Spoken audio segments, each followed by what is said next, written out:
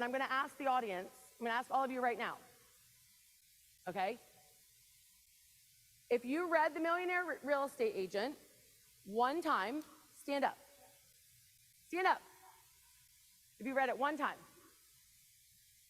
You are in first grade. Stand up if you read Millionaire Real Estate Agent 2 times. You're in second grade. Stand up if you've read it 3 times. Keep standing. You're in third grade. Keep standing if you've read it 4 times. It's our 4th graders. Okay, we're getting close to middle school. Okay, if you read it 5 times, keep standing. 6 times, keep standing. 7 times, keep standing. 8 times, keep standing. 9 times, keep standing. 10 times, keep standing. 11 times, keep standing. 12 times, graduated. Woo! One of you. Is that one? Congrats. How many times? 17. Yes. I love it. So I read it once a month. You see, I studied business in college, and in business, they teach you to follow proven models. The Millionaire Real Estate Agent, a lot of people don't know this, but the Millionaire Real Estate Agent, what happened was Gary saw that there was a huge hole in our industry where every single team, business was doing it all different. Every agent was doing it all different. And he said, wonder if we could find the commonalities from the best.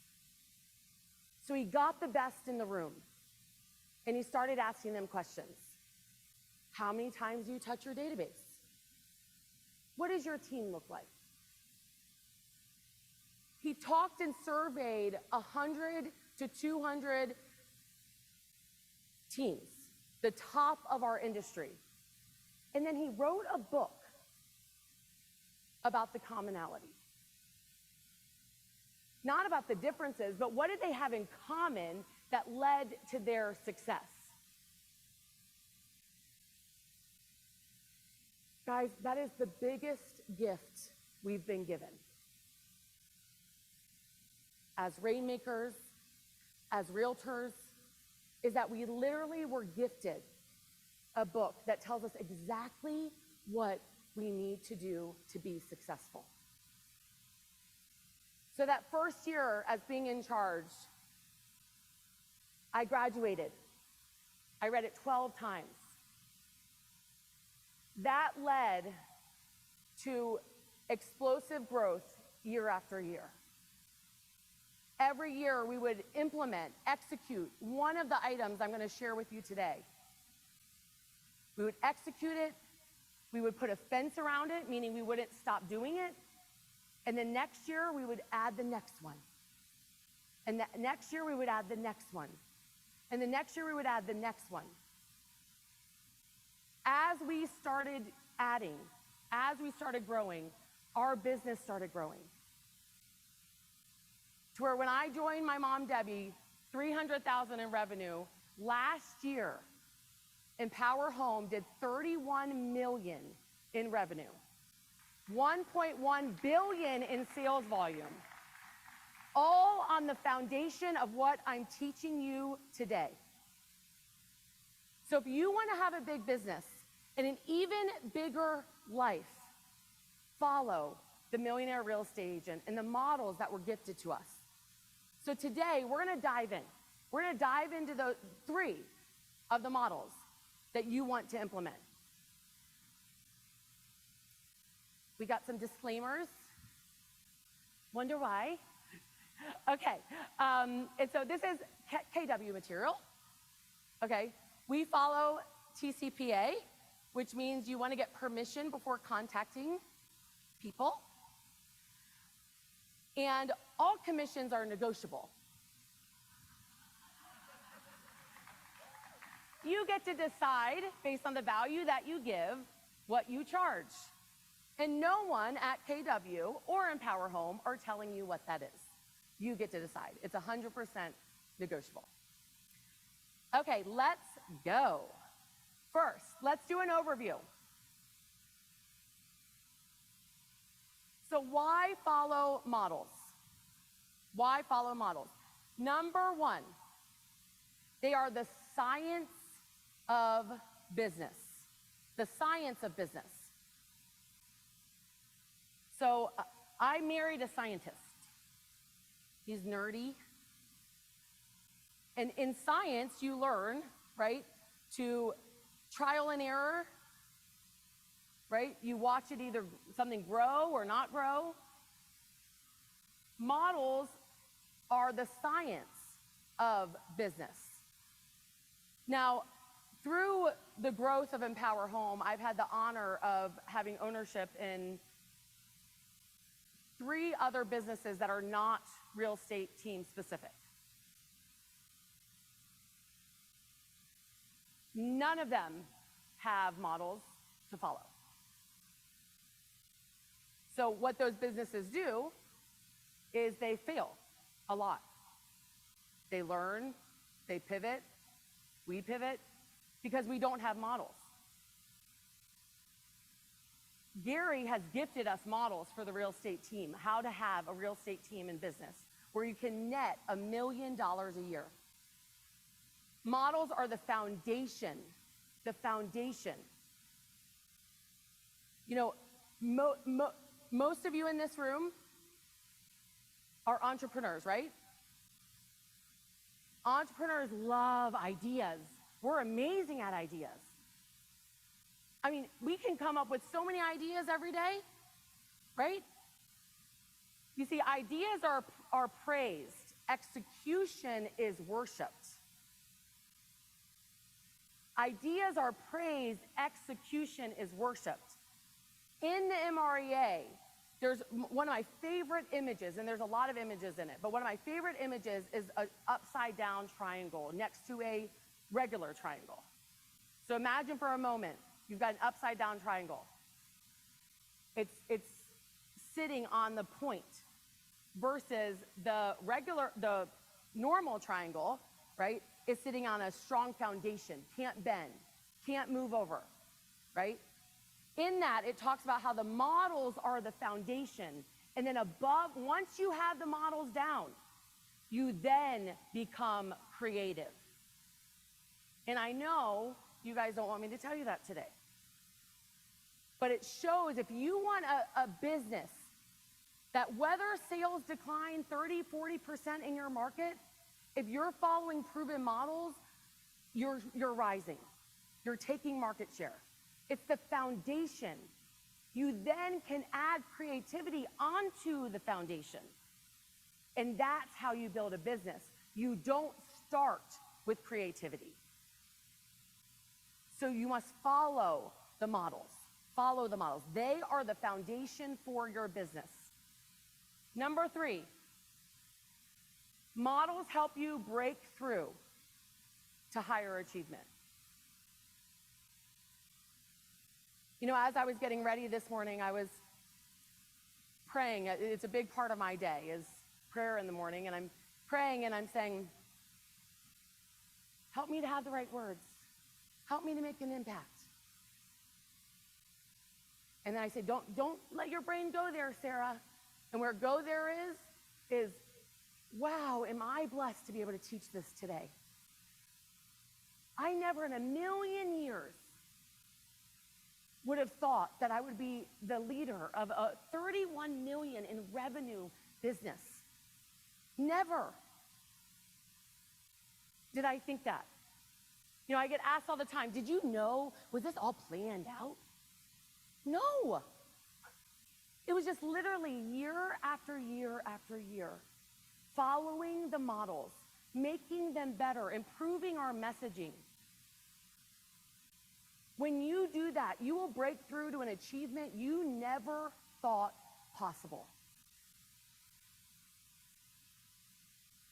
So let's talk about the 5 fundamental models, okay? There's 5 fundamental models, okay? If you want to achieve net income, who here would like to achieve some net income? Okay, well, let's first define what net income is, right? Okay, so I shared 31 million in revenue, right? That sounds amazing. That was not my net income, okay? So you've got your gross revenue, then you have your expenses, right? And then you've got your net.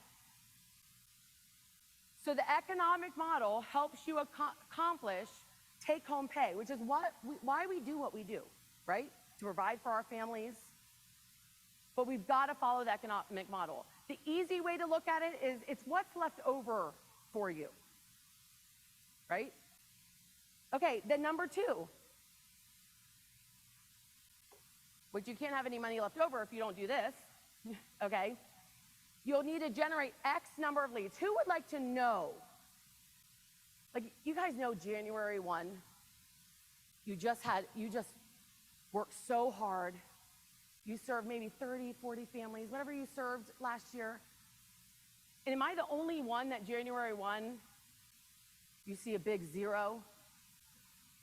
And you're like, we gotta do it again. Like, we're starting from nothing. You have to do it again, okay? Who would like to wake up on January 1 and have a little bit of peace in knowing if I generate this many leads, I'm gonna make my net income? Think about the peace that you can have. You can predict your success. The lead generation and database model is where your money comes from. So where your money comes from. Okay, number 3, the budget model. This helps us answer, you need to spend this amount for each of the categories of your business. The budget model helps you answer where your money should go. Empower Home right now is doing a class called Financial Peace University, and it's for all of our team members to help them with their personal finances, right? And the first day, you talk about budget. And I don't like that word either, but I've learned to like it because budget actually equals freedom because it's telling your money where to go versus your money just deciding and making decisions without any thought to it, okay? Now, in addition to that, so we're gonna talk about those 3 today, okay? In addition to that, you've got the organizational model, because I said big business, I also said big life. I'm the co-host of the Empire Building podcast, and on the podcast we talk about we want to have even not a bigger life than even our business. Well, I'm proud of the numbers I shared with you this morning, but I have a secret. I didn't go on one listing appointment last year. I did not go on one buyer appointment. I have 300 remarkable human beings that call Empower Home their work family. And that's who served well over 2,000 families, over $1 billion in sales volume. They chose me to represent them. They follow, but they did the work. And the only way that could have happened is the organizational model. So how do you have that big life to where you're not doing everything, right? And then the expansion model, when to expand. Okay, so let's talk about getting back to the basics. Okay, back to the basics. So the economic model is what's left over for you. Lead gen is where your money comes from. The budget model is where your money goes. Those 3 models are the basics of Millionaire Real Estate Agent, the basics. Now, why this is critical to understand is I have watched hundreds of rainmakers start building the team. They bring on a buyer's agent. They bring on a listing agent. They bring on an assistant. And they get excited because, you know, real estate's sort of lonely, right? Why not do it with other people? I get it. So they get excited. They start bringing more people on. And they go right into organizational model. And I've seen time and time again, those rainmakers go back to a solo agent, not grow, disappoint a lot of people, hurt a lot of relationships. And when they come up to me and they say, what do you think happened? And I said, well, what was your economic model? I said, what do you mean? And they say things like, well, I just let the agents decide what split they should get. So, well, that's a way to go out of business. Cost of sales, what an agent gets, which we're about to talk about, okay, is your largest expense.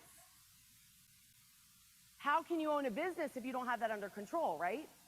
Okay, they say things like, well, I hired the agent just so they bring their database, and I'm going to make money off them.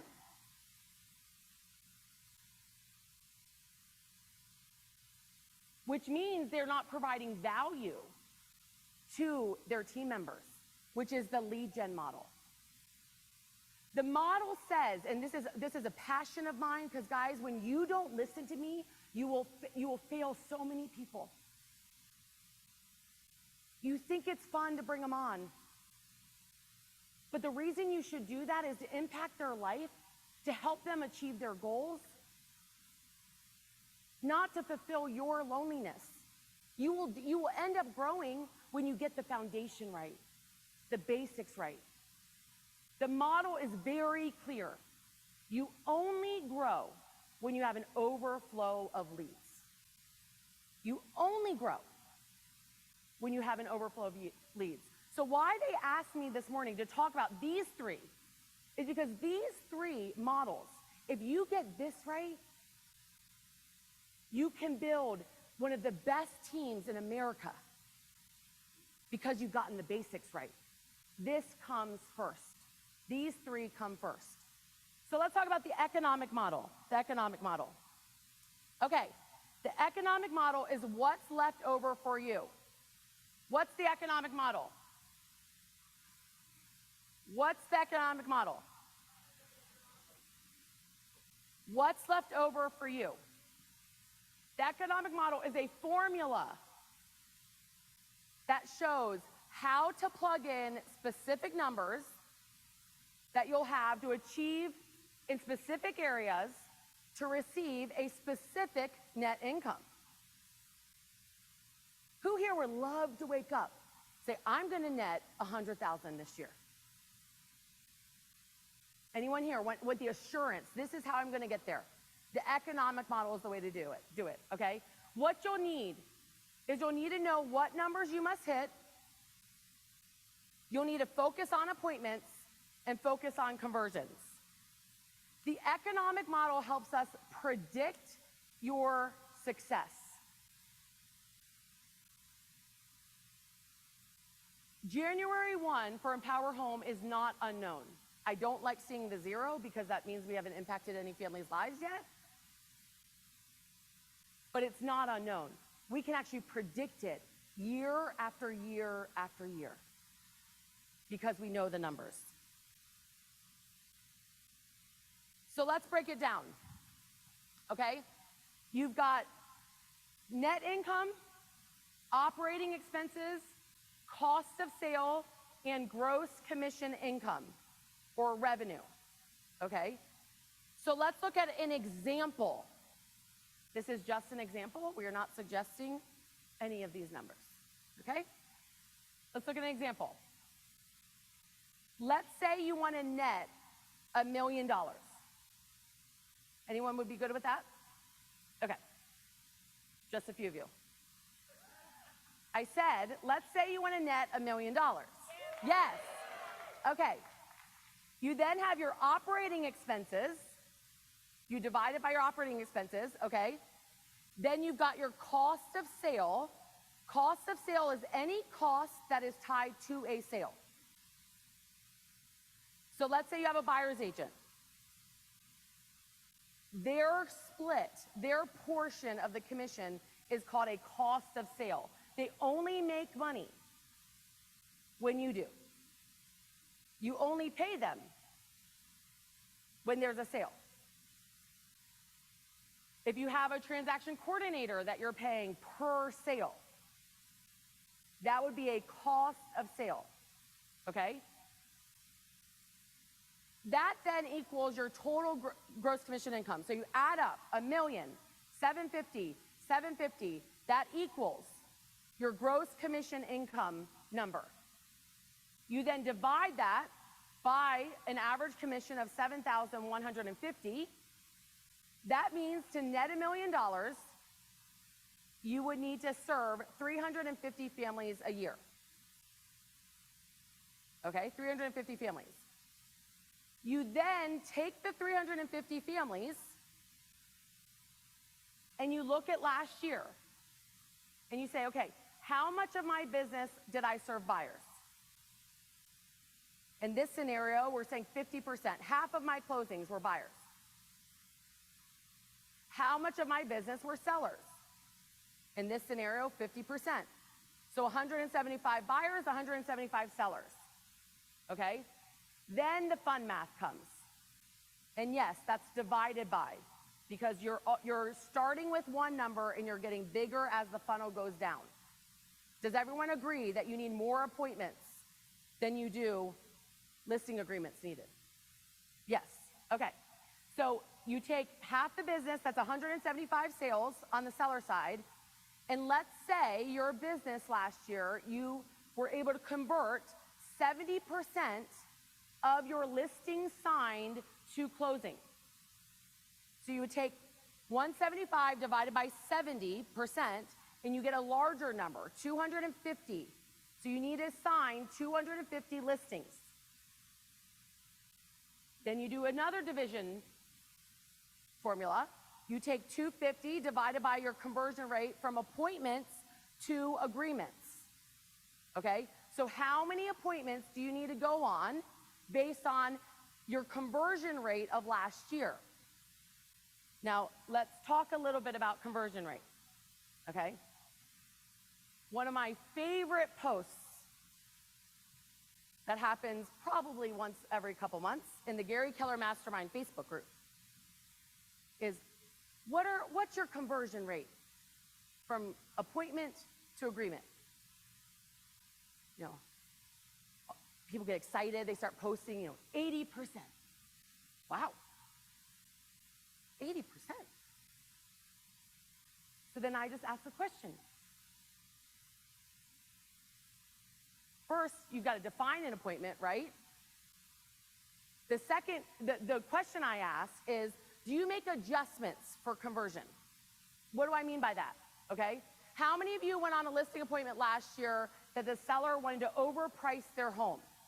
Anyone here go on an appointment last year where the seller wanted to overprice their home?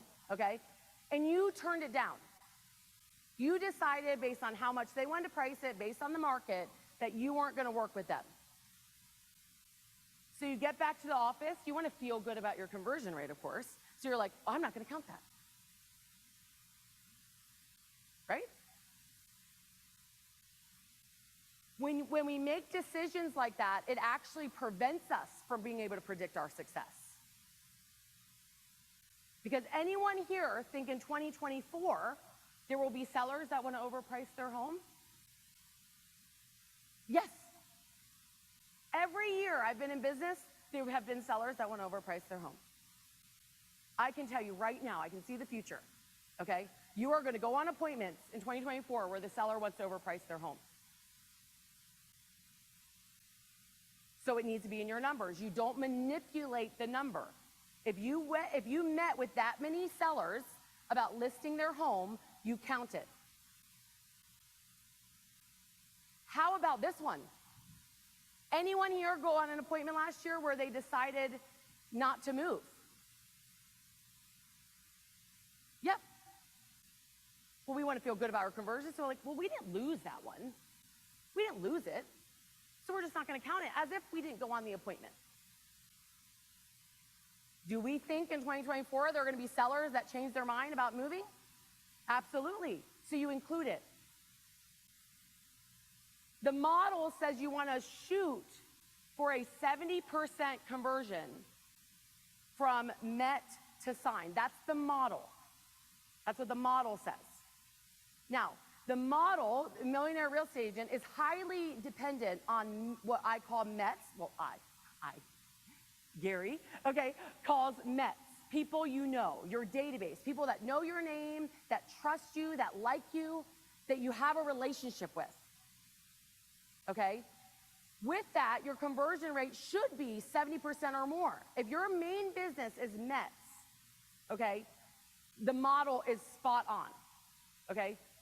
If your model mixes in non-Mets, so people that don't know you, that come through prospecting or marketing, they don't know you, they don't have a relationship with you, you're competing with 3, 4 other agents, okay? I typically see teams like that have a conversion rate of about 50%. So a lot is dependent on your lead gen model, which we're gonna go into, okay? But the key is once you start knowing each of these numbers, you can work your numbers backwards each year to predict your success. So the first step is you have to start tracking. That's the first step. And honestly, it sounds super simple, but it can get sort of complicated. I just taught, I am a co-founder of an organization called Her Best Life. It's an amazing community of female leaders. And I taught a class 2 hours the other day for our Empire Circle. 2 hours on just tracking, how to track. Can you imagine? So you gotta start tracking. The first year we started tracking, okay, we just kept it really simple. You wanna track everything on this screen, okay? So you wanna track how many appointments you went on. Out of those appointments, were they seller or buyer appointments? How many of them signed a buyer-broker agreement? How many of them signed a listing agreement? How many of those listing agreements went on the market? How many of them went to closing? And you just simply track one after another to where the first year, if you track, that's how you predict your success.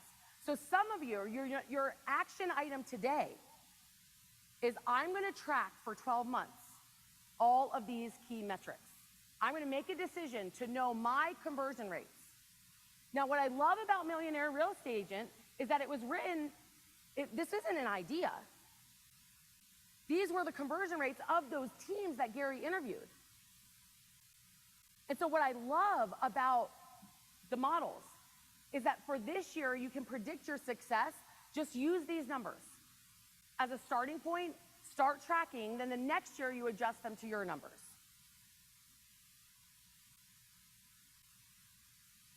So it breaks it down from 175 listings sold at a 70% conversion rate. That's 250 listings. You need to sign 20 listings a month. Then you take that and you divide, that comes up with 357 appointments, which means you need to go on 29 appointments a month to net $1 million, if all of the other numbers are in line. You then break it down. How many appointments do I need to go on weekly? 7. So I remember the first year I did this. Our goal was $750,000 in revenue. The year prior, I think we had done about $550,000. And so we set the goal. And I don't know about you guys, but when I set a goal, there's a little bit of a nervousness, like, oh, that's a big number. And 700, like that was a massive number to us at the time, massive. I was so nervous, but I was like, okay, let me follow the model. Let me put all the numbers in. So I put all the numbers in. And I remember it ended up being like 2 to 3 appointments a month. Well, I thought, I can do that. I'm sorry, 2 to 3 appointments a week. I can do that. What I love about it is it simplifies it to know exactly what to target. Exactly what to target. Now at Empower Home, we take it 2 steps further. Because once you start, and I'm not suggesting this if you haven't started tracking, track what I just went over. How many of you already are tracking these things? Okay, good. A lot of your hands. Okay, so I love to share how we had explosive growth in addition to some of the basics, okay? So once you have your appointment numbers, you then can start tracking, okay, how many people do I need to talk to a week to book that many appointments? So you track your contacts, so people you speak to appointments. And then before that, how many leads do I need to generate to have that many conversations? So you can actually break it down to know exactly how many leads to generate. So I think I've hammered this home, but I'm going to say it again, okay? The greatest thing in terms of the economic model is that it will tell you what numbers you must hit to achieve your income goal. So as long as every week, let's say it's 1 appointment a week, you do the breakdown, you got to go on 1 appointment a week. Every week, where's my appointment? Where's my 1 appointment? Where's my 1 appointment? You're making calls, doing open houses, touching your database, putting on events. I got to get 1 appointment a week. And if that's all you focus on, you can go home from family reunion, go do that, and your business will grow. Because that's the leading indicator to your success, the leading domino to your success. It's simpler than you think. When I first read economic model, I had to take 2 economics classes in business school. Not my fave. Right? A lot of us in real estate, that's not our jam. We love people. The economic model is actually super simple. You just follow 1 step at a time and focus on appointments. It all starts with appointments. Can we all agree that you cannot serve families if you don't meet them ever? Can we all agree? So none of us in this room, including me, especially me, this year we're going to serve 2,708 families. And if today, our amazing ISAs at Empower Home, if they're not on the phones today, we're not going to meet it. Because their job is to focus on appointments. Everyone's job here is to focus on appointments, especially me. Okay, there's a definite beginning and end to the economic model. You start with your income. You work your way backwards. Your end is that net income. And if you don't have appointments, nothing else matters. And as I said, start with tracking. The third key area is you focus on conversions. Now, after a year of tracking, it gets really fun. You know, I got an opportunity on, I'm not sure what day it is, Saturday. Okay, I got an opportunity to meet with all the partners at Empower Home. So I have 5 remarkable partners.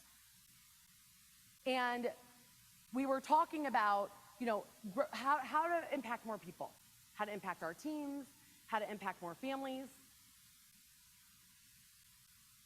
And it always comes down to conversion.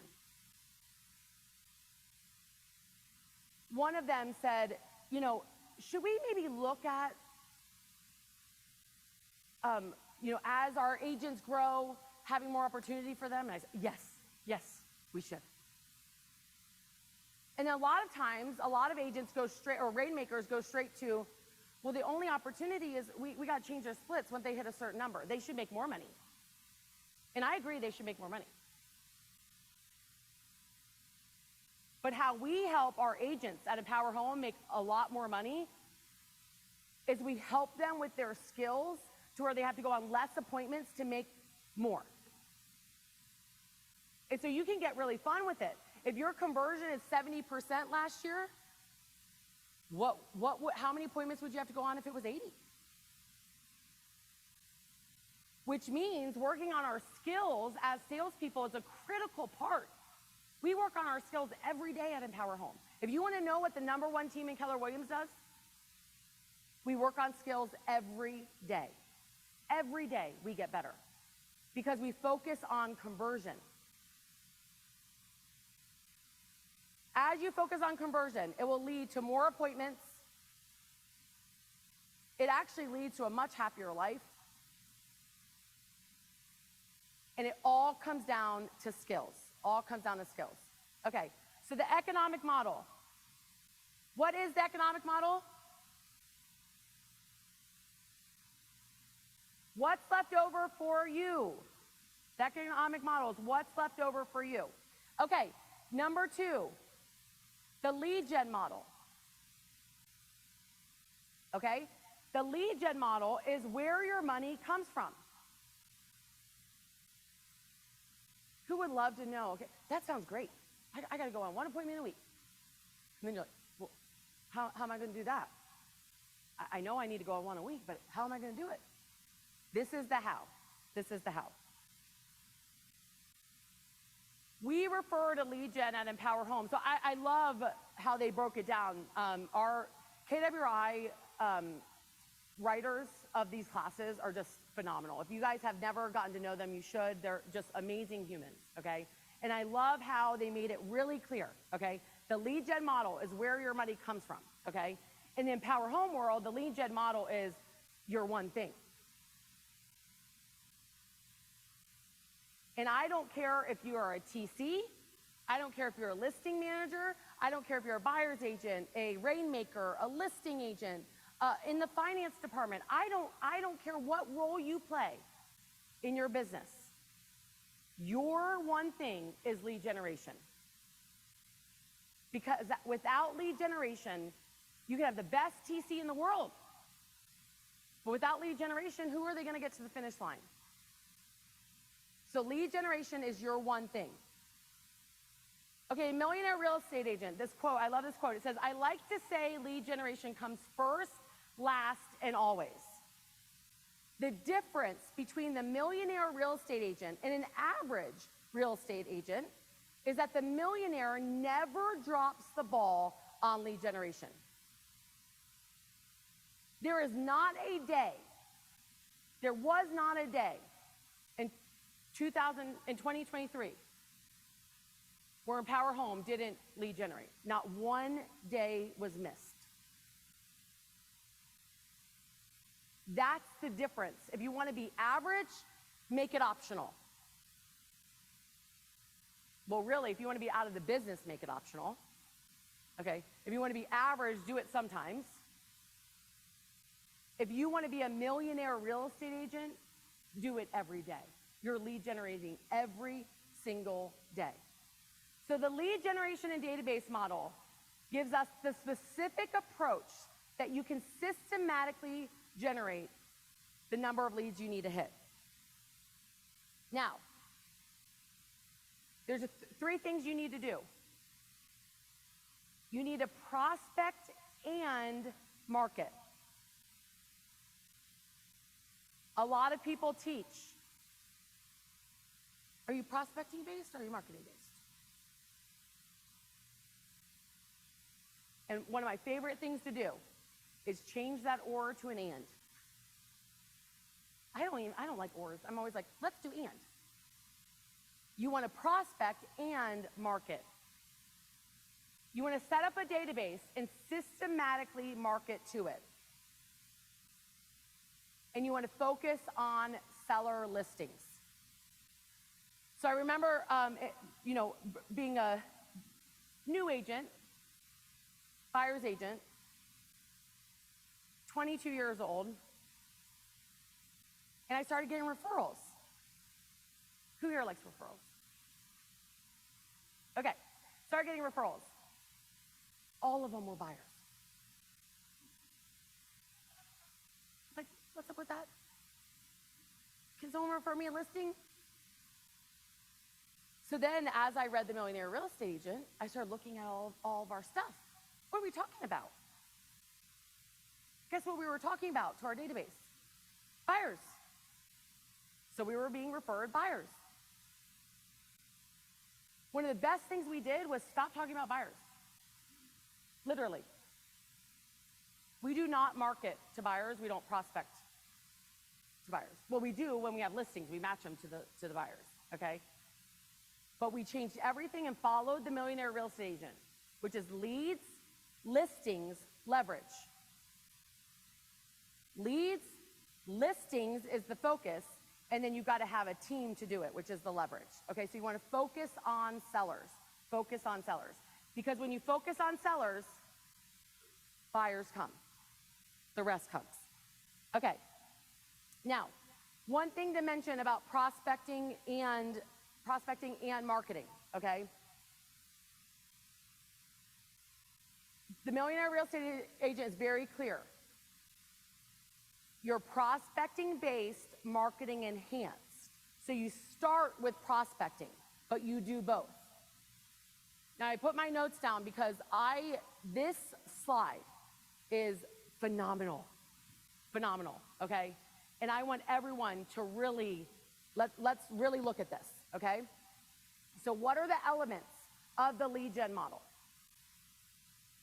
So you've got your database, right? All of us here, every single one of us, KW agents, get a database called Command. There's a place to put leads, okay? To build your database, you have to capture the leads. What that means is that the leads need to go from your sticky notes or from your papers all in your car from your open houses or from your Facebook Messenger to the database. They need to be put in a place where their information is there. You have to capture them into the database, okay?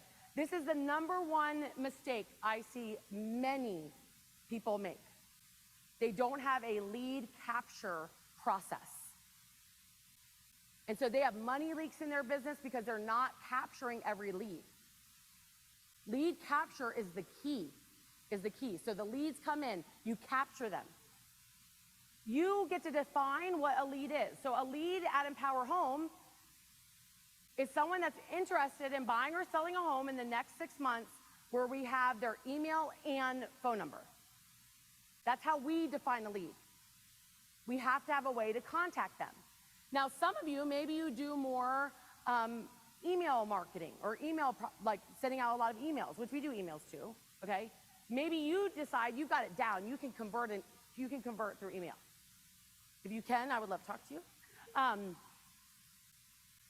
That's how you would define it. You just need an email address, right? But for us, we are very much on the phones, okay? We've got 30 inside sales agents that right now are making calls, right now, okay? So we have to have their phone number. So the top of the funnel is leads.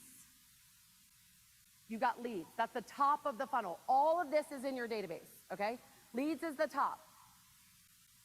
How you generate leads is through offers. You make offers to generate leads. What I like to call it is permission-based marketing.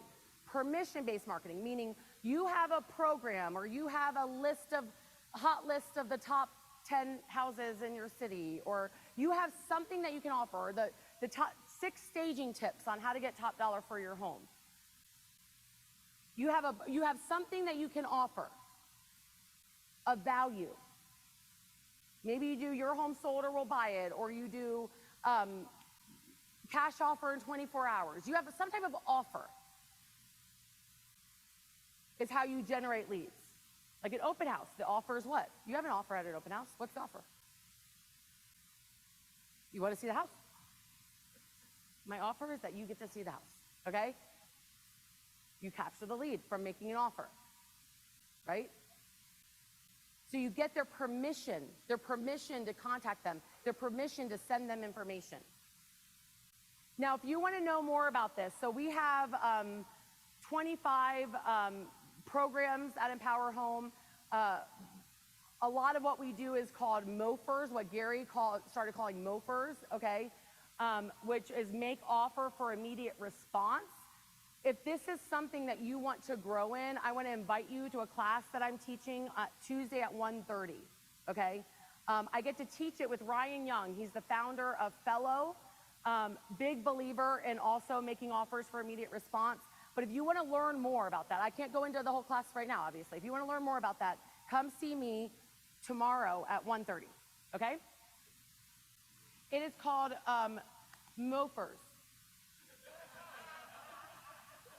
I put Mofer session on Tuesday at 1:30. There is probably a better name than that. But search my name in the app and you'll see it. Okay, so then you got leads. Then the funnel, you've got contacts, meaning that you are able to take the lead and have contact with them. You speak to them, okay? How we define a contact at Empower Home is that we find out their timing and motivation. We find out when they want to move and why they want to move. That's a contact. A contact is not, I'm in a meeting, can I call you right back? That's not a contact. We can't book an appointment with them at that time, okay? Contacts are value-based. You're giving value to move them to the next part of the funnel. And the key with contacts is motivation. Why do they want to move? And as the market has shifted, this has become more and more important. Motivation is what you're looking for, okay? Then you've got to nurture the contacts. On average, you need to talk to a lead, talk to a contact 7 to 9 times before booking an appointment. And oh, by the way, half of salespeople give up after one contact. And so if you talk with them one time, they don't say yes to an appointment, that's totally normal. You still have 6 more to go, at least. And you just literally, you celebrate every time you get one. Whether they book an appointment or not, you're celebrating because you're getting closer to the appointment, right? 7 to 9 times. And there you're looking for qualifications, meaning are they able to make a move? And that is all about service-based. So you've got offer-based, which is how you get them to raise their hand. You've got value-based. You're showing value every time you call them, right? I talk to a lot of people, I don't like making calls. And I say, oh, you're in real estate? And they say, yeah. And I said, do you not like building relationships? They say, oh, I love building relationships. Well, that's all it is. Every time we have an opportunity to talk to another human being, that's a gift. It's a gift. That's a relationship that can be nurtured, cultivated by giving amazing service, okay? All of that leads to appointments, and then all of that leads to clients. But it starts with lead capture, and for that, you've got to have leads. Okay, so what are the key areas to focus on here? You must win the positioning battle for the customer's mind share. So in 2006, in 2008, okay? In 2008, when I started doing all the research on the data, in 2008, the stat was every 17 days, your friends, family, sphere of influence forgets that you're in real estate. Every 17 days. That was almost 20 years ago. Do we think it's gotten longer? They remember us longer, or do we think they remember us less? Less. My guess now is every 10 to 12 days. I always love it when, it's always so hurtful, right? When someone we know, someone we have a relationship with hires another agent, right? Anyone ever had that happen before? Your friend goes and uses someone else? Right? It's hurtful. I mean, you can follow some of the Facebook groups and see people post almost every day, like, my friend, I'm so sad, I'm so hurt, right? Whose job is it to remind your friend you're in real estate? Ours. It's our job. The very first part of the model that we followed, so I read it 12 times, once a month, read the book. The first thing I implemented is the process in the lead gen model that has the highest return on investment. Who knows what that is? Database. Okay, database. How many times per the model should we be touching the database? The model technically says 33, but I like hearing 36 because I've been saying 36 for the last 10 years because I'm like, can we just say how many a month? 33 is a little weird, right? 36, you divide by 12. Okay, so we've got to touch them 3 times a month, right? That got our business to 400,000, jumped up to 750. We kept going. That was the first time we grossed over $1 million, all because of the 36 touch, nothing else. If you're not running the 36 touch in your business right now, that's all you have to do. If you've got a database, you work it. I believe it's now part of Ignite, but it was called something different when I took the class. But they have a formula for the 36 touch where it tells you exactly how to predict your business. Because it all has ratios, right? In a 36 touch, for every 12 people you touch 36 times, how many sales can you expect per the model? 2. So you can actually break it down to your database size and figure out, okay, if I get 1,000 people in my database and I touch them 36 times, you then divide that by 12 times 2. And that's how many sales you can expect if you systematically touch the database, okay? Lead generation is a numbers game. That's why I love it. Numbers don't lie. So if you track your numbers, if you have enough families in your database, you know how many families you're going to serve. You want to focus on your top 3 lead sources. And before you spend any more money on new ones, you want to make sure you've done everything you can to make those 3 the best. Right? So let's say one of your top 3. So at Empower Home, our 3rd top lead source is online and offline sign calls. So if someone calls you from Realtor.com about your listing, that's what I call an online sign call. If they're outside the house, they see the sign, that's a offline sign call, okay? So every year we look at our sign system. Can we make another offer? Is there another way we can capture leads? Could we make that lead pillar better? Because guess what? It doesn't cost any more money. So that helps your profitability. Right? But you want to focus on those top 3 lead sources. As I said earlier, you want to focus on seller listings and market to them, market for them to get more leads, right? The better you can market your listings, the more leads you get. And marketing is not putting it in the MLS. Marketing is not putting it in the MLS. I mean truly marketing the property. The more you market the property, the more leads you will get. So you focus on listings, you focus on marketing those listings, that will lead to more leads.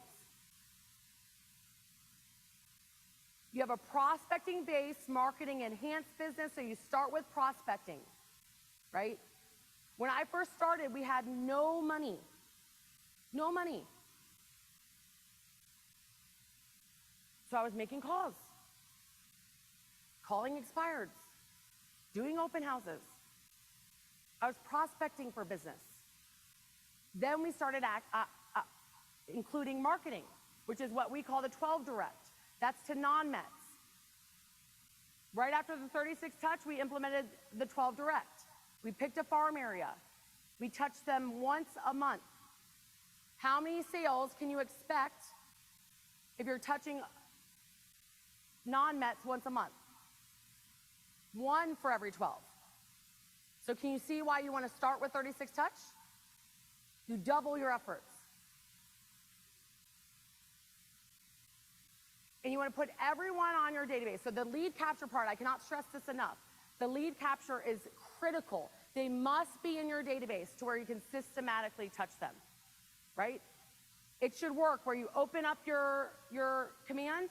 You just say, okay, this is what I have to do today. I need to call these 5 Mets. Just see how they're doing. Build that relationship. Check in on them. And they're on a plan, so then you know to call them, right?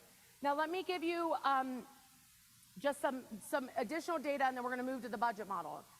You know, my favorite word. Okay, for direct mail in particular, for lead gen, this is critical, okay? It takes on average 12 months before you get your first sale. For direct mail, for non-Mets, 12 months. So what we don't want you to do is start sending mail out, but you only have the budget for 3 months. Because what will happen is that you will just stop, you'll do it, you'll run out of money because it hasn't turned. And so you can expect 12 months. So when we started our non-Met marketing, we did not do it until we had 12 months in the bank saved of that mailing. Because I came to family reunion and some amazing person told me what I'm telling you right now. And so I just said, okay, I wrote down, and that's what we did. And to this day, we started in 2011. To this day, we still are farming that area. #1 agent in the zip code, still to this day. But we would not be that if I had only done it 3 months and then given up. So you want to budget for 12 months, okay? And then we're going to talk about team members here in a second. Okay, let's go into it. The budget model, okay? The budget, oh, no, before I do that, okay. So the economic model. What's the economic model? What's left over for you? What's the lead generation and database model? Where your money comes from, or I'm okay if we just say the one thing, your one thing. The budget model is where your money goes, okay? So let's look at the budget model. The budget model breaks down where our money should go to get to the net income. It helps focus our attention to actually reap the benefits of the investment. No one here wants to make an investment. Every dollar we spend on our business is an investment. Every dollar. You know, we're in, I grew up as a pastor's kid, and I'm proud of that. I grew up in a household of faith. It made me who I am today. I'm so proud of it, right? And I see what we call in the Christian world holier than thou people, right? So we're in Vegas right now. Do you think any of that's going on, right? So, you know, I'm talking to my friends, and they're like, I don't believe in gambling. And I'm like, you run a business. That's the biggest gamble I do. Because we're spending $1 in hopes to get more dollars. We're making a gamble. But what I love about business, when you follow the model, you can spend it to get it's more predictable. There's higher probability of success when you follow it. So it's not like the gambling that's going on here, okay? But it is gambling, right? We're spending $1 to get more dollars. So you want to focus, how can I reap the highest benefit of the dollars that I spend, okay? So you're going to need to lead with revenue. You're going to need to play red light, green light. You want to stick to the budget, and you want to measure your return. So what are the elements of the budget, okay? So the elements of the budget. The first is your gross commission income. Gross commission income. So what I love about real estate is we make it really simple. So you go to closing, and you're looking at that closing disclosure. And it says, it has Keller Williams Realty, and then it gives a dollar amount. That dollar amount is your gross commission income. After gross commission income, in the model, that's the top line, right? Then you've got your cost of sales, which we talked about. Cost of sales is every time you have a cost tied to when the sale happens. If you're looking at an average income, gross commission income of $150,000 per the budget model, your cost of sales should not be higher than 13%. If you're grossing $3.4 million or higher, your cost of sales should not be higher than 45%. This one number is what takes more businesses down than any other number. It's not operating expenses. It's not salaries. It's not lead gen. So many teams go under, they have good intent, they want their people to make more money, and guys, I want everyone at Empower Home to be multi-millionaires one day. And that's my number one mission, well, after giving $1 million, is to make more people millionaires, to help build their wealth. I want it so desperately for them to make more money. But I know that if Empower Home gets that number out of line, no one will make money, because that will be the end of Empower Home. So how can I help them build wealth if I have this out of line? So it's not out of ill intent. It's not out of, we follow a model. You don't want your cost of sales to be over 45%. Cost of sales is your cap. You pay cap when you have a sale. Cost of sales is your split. If you pay a TC per transaction, right? When you're between 1 million to 2.5, it says anywhere between 25% to 35%.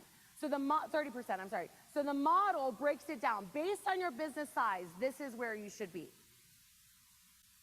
Then after your cost of sales, you then have gross profit.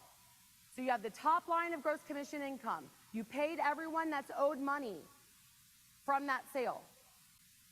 You then have gross profit. Then you have expenses.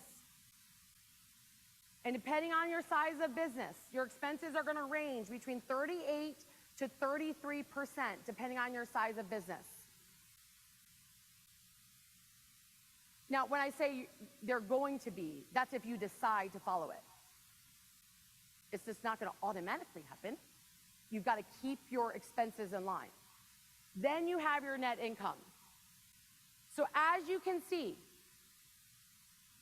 150, maybe you're a solo agent with a TC, okay? Your P&L, you should be right at 50% profitability. As your business grows, you're doing 3.4 million or above, okay? The model tells us that you're going to be anywhere, if you follow all of these other criteria, you're going to be anywhere between 20 to 25%. 22% is what the model shows. But I see anywhere between 20 to 25%. So the key with the budget model is that you want to make sure that each of these expenses are right in line.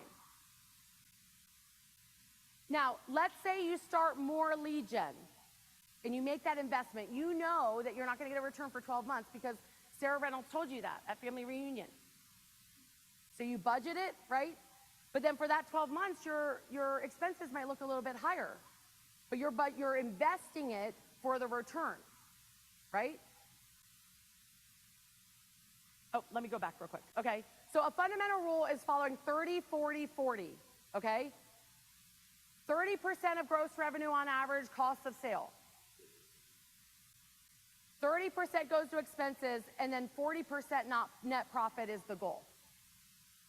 Okay, so let's talk about a rule called lead with revenue. Lead with revenue, okay? I like to explain lead with revenue this way, okay? Lead with revenue means that you invest once you make income. So you have a check for $10,000. The rules that I follow, this is Sarah's rules. This is not millionaire real estate agent. This is not endorsed by Keller Williams. Okay? Rule number 1, 10% is given to worthy cause. Number 2, we save. We add to our reserves a portion of that 10,000.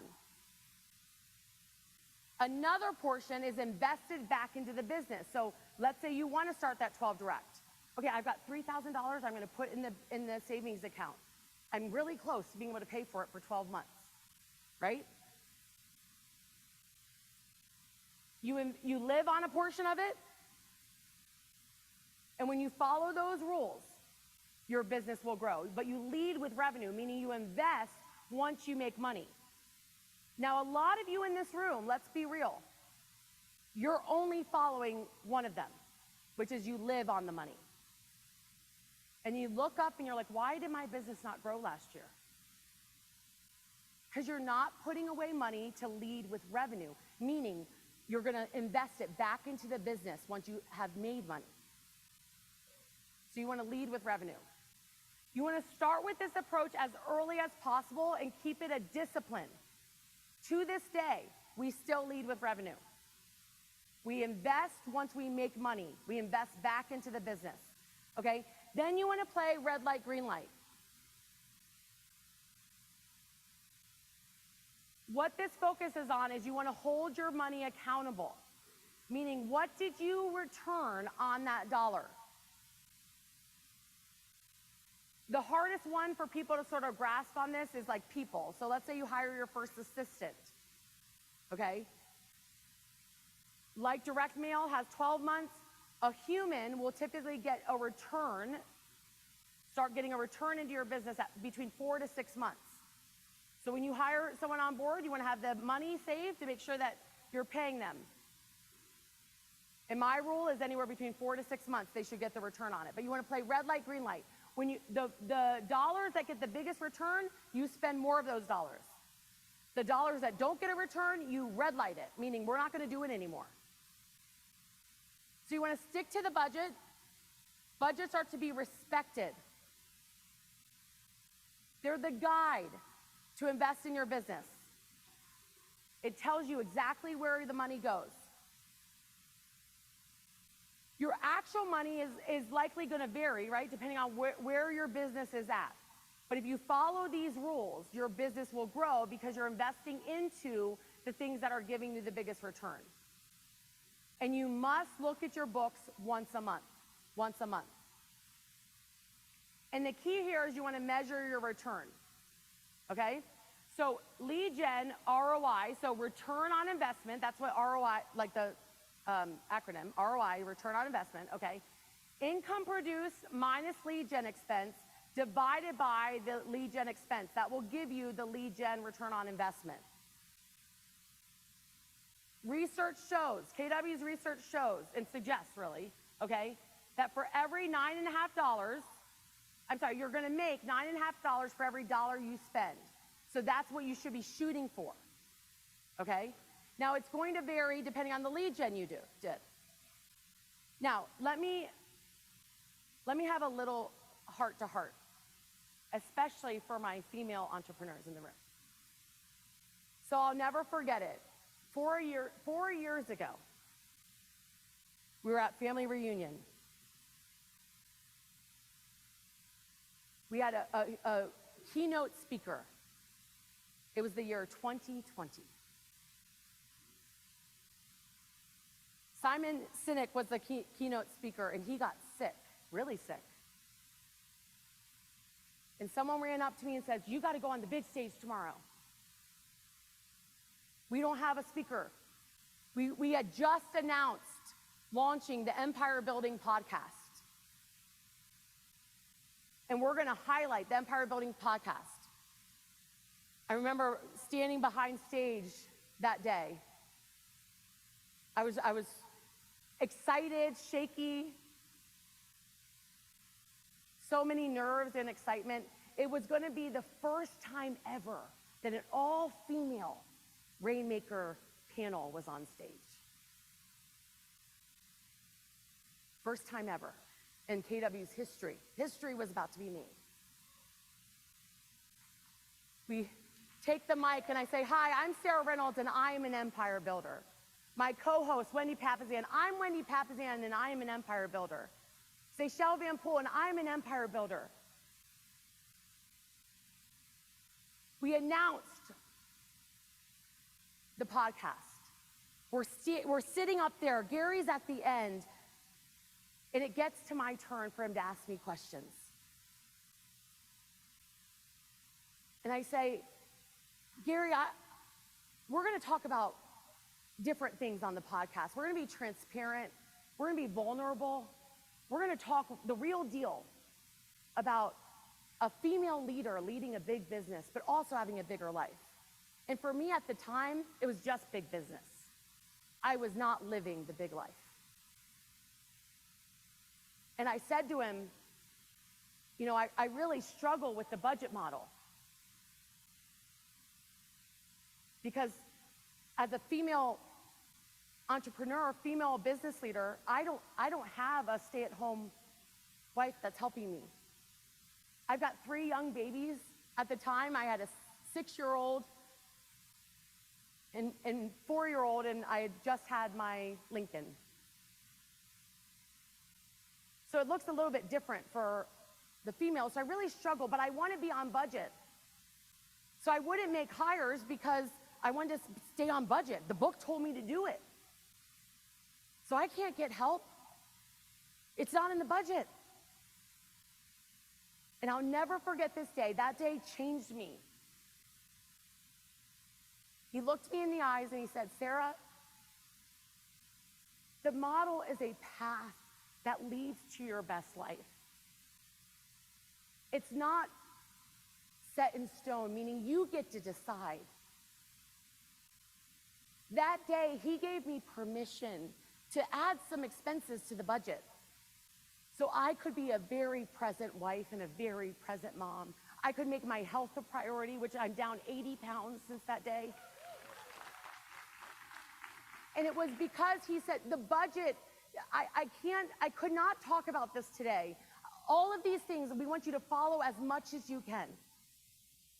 But guys, it is not set in stone, meaning if you're okay with a 15% profit margin and you get help with your kids at home so you can focus on your business or you can focus on having some time off, we give you permission to do it.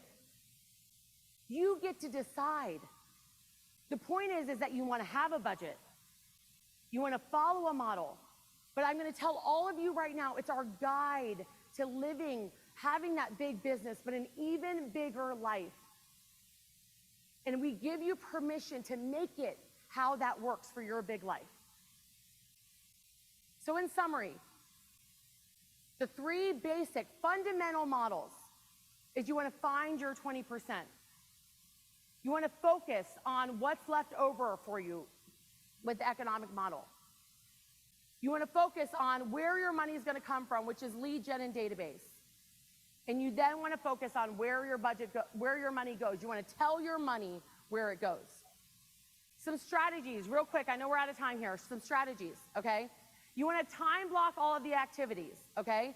So what's the most important activity for us to time block? It's our one thing. You know what I love about lead gen is if you do it every day, guess what? And all the other things are in line, you're going to make money, right? So the number one thing, lead gen. You want to bring accountability into the process. I'll never forget 5 years ago when my salaries, like the payroll of my company, got up to $200,000 a month. I couldn't sleep, scared to death. I hired a coach, a MAPS coach. His name's Sajak Patel. He still coaches me to this day. He held me accountable to my numbers. He helped me navigate from a size of a business to another size I had never been in before. He held me accountable. He helped me. He coached me.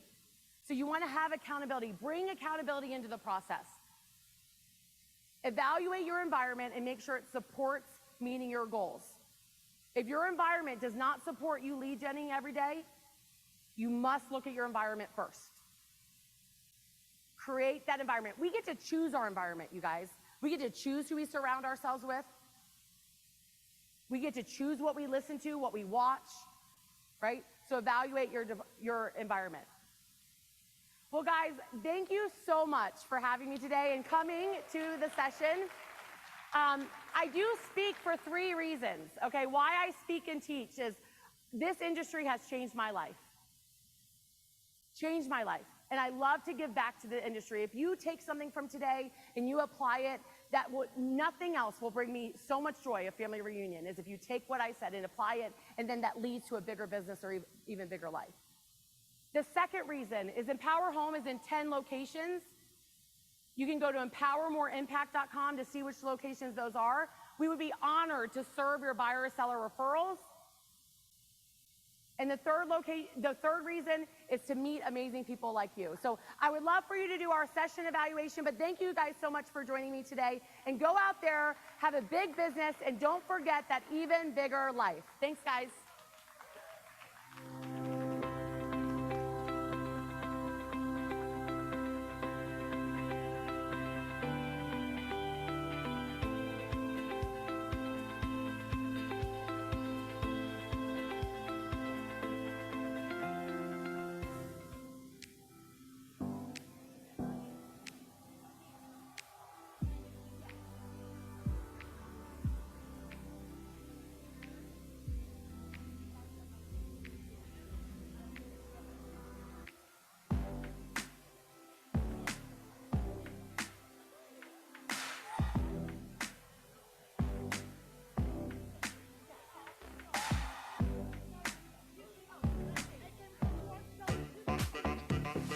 Everybody has bought and sold. I'm like, really? Everybody you know has bought and sold. Something that's fun, that gets people to take a second look. Post on Facebook 10 times a week. We had another model moment. You need to tell people how you're winning. The technology is supporting our efforts, not leading our efforts. Every agent is posting, oh, inventory's up and all this and doom and gloom. I'm going, hey, there were 7,200 homes sold last month in the Phoenix market. Right. Right. There's this pressure to have omnipresence, be everything to everyone all the time. I'm a believer that that is not possible. I gotta hit pause. You're throwing a lot of value, which is your motto. It's pretty We sweet. call this kind of the Disneyland for the real estate entrepreneur. 10 exit. Hey, everybody, if you like that, there is so much more.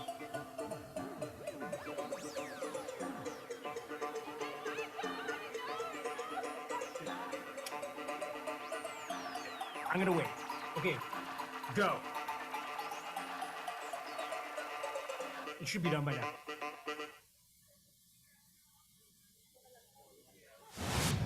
Mega count. Wow.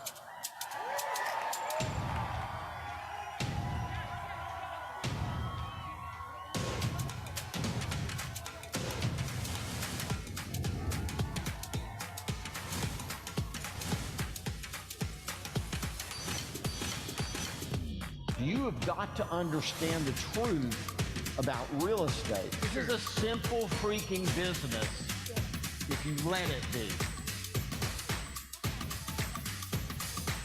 Do the work, it will happen.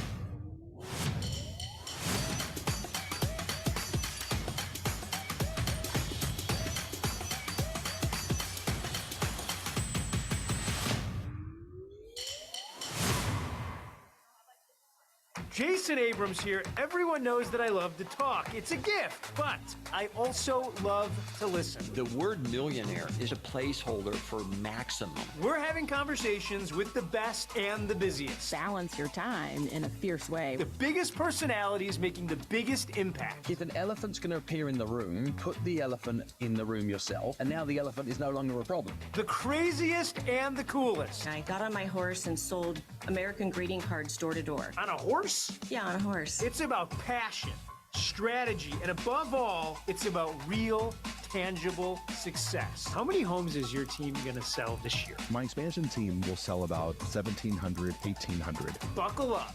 This is the Millionaire Real Estate Agent Podcast, available on Apple, Google, Spotify, and anywhere you get your podcasts.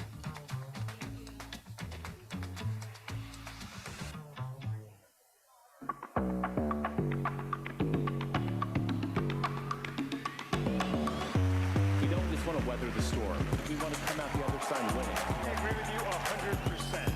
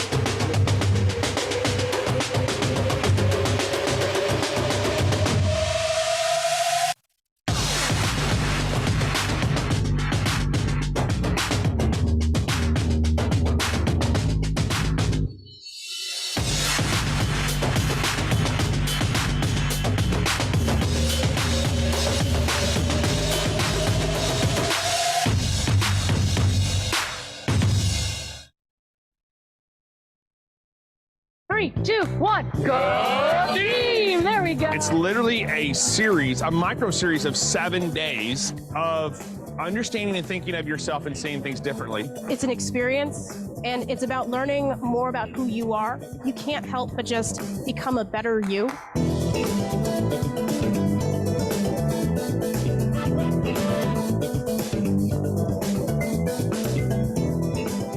I've been here and I've been a part of this, there's so much more that affects your business that you don't think about. The goals that we set, I mean, it's just priming to be the best version of yourself.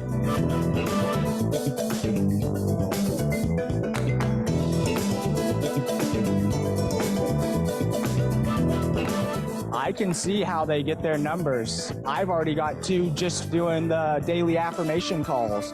Before Bold, my goal was to have 100K in GCI. After Bold, I'm almost doubling that amount.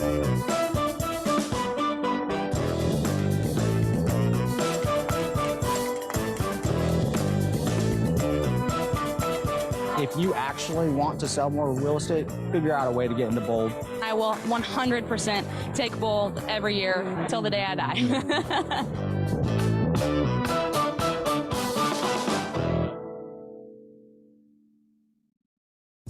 If you're not checking out Market Snapshot, this is the month you can fix that by subscribing and making sure that you watch it each month. Whether you want to share it with your clients or share it with your sphere and then have powerful conversations behind it, it will serve you to be on top of the market and know how to interpret the national market to your local one. And what's great is in Market Snapshot, we believe in the power of the real estate agent. We believe in the power of a local advisor. We're going to be telling the people that you're sending to the show to make sure that they talk to their local real estate advocate and consultant to make sure they're interpreting the national news in an appropriate way for the neighborhood they want. So the only source of real estate news you should be looking at as a realtor is Market Snapshot.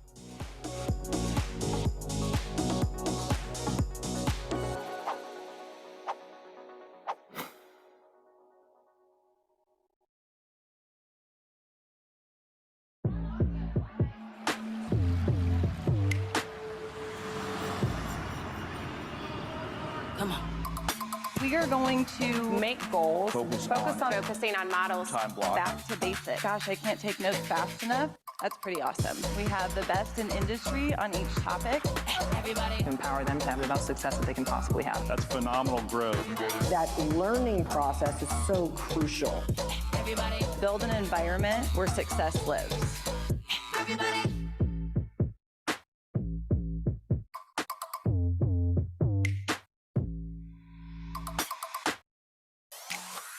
You want to make more money, have more time, click here. Subscribe, like, comment so that more people can find this great content. To me, the magic words in real estate, this is what happens next. We are a learning-based company. Like it, share it. Subscribe now like, and share. Giving back is at the core of what a lot of people want to do. And if they can give back while attending a lit, amazing party with delicious food and meeting new people, it makes it that much better. Subscribe now. Hit the like button. Capture more leads. Everything you need is at your fingertips. Please subscribe, like, and share. Be a part of our KW YouTube community.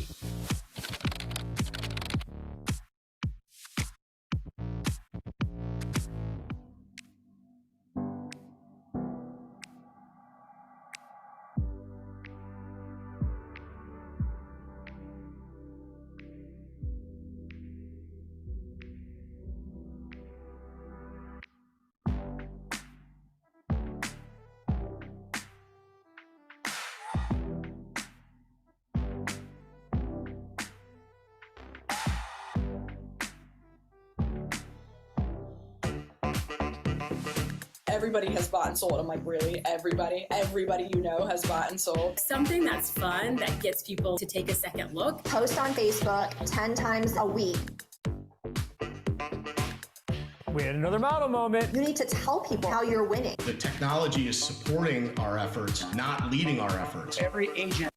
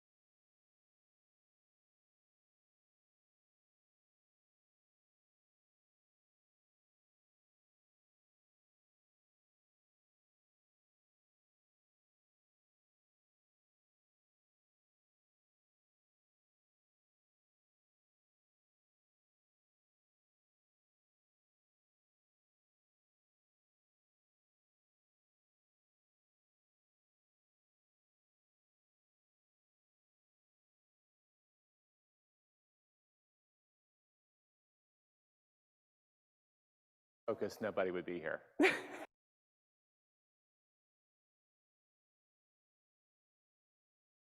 Coaches, all the coaches would be here. That's true. Yes. And they would be dragging their coachees along with them. So let's get started. Let's do all the things that we have to do. Do you want to say anything on this, Jay? Oh, throw the data disclaimer to Jay. All right. Basically, lawyers make us do this. Everything that we provide is like a house that's listed as is. Okay, so you need to do your own due diligence. If we give you legal or tax advice, you are idiots to listen to us. Go talk to your own advisors. And while you're at it, I saved the slide for you. Oh, TCPA. Okay, I'll get all the prestige slides. All right, no, folks, this is really serious. I don't even know we're going to be talking about calling anybody, but anytime you do pick up the phone for business, you need to abide by the law.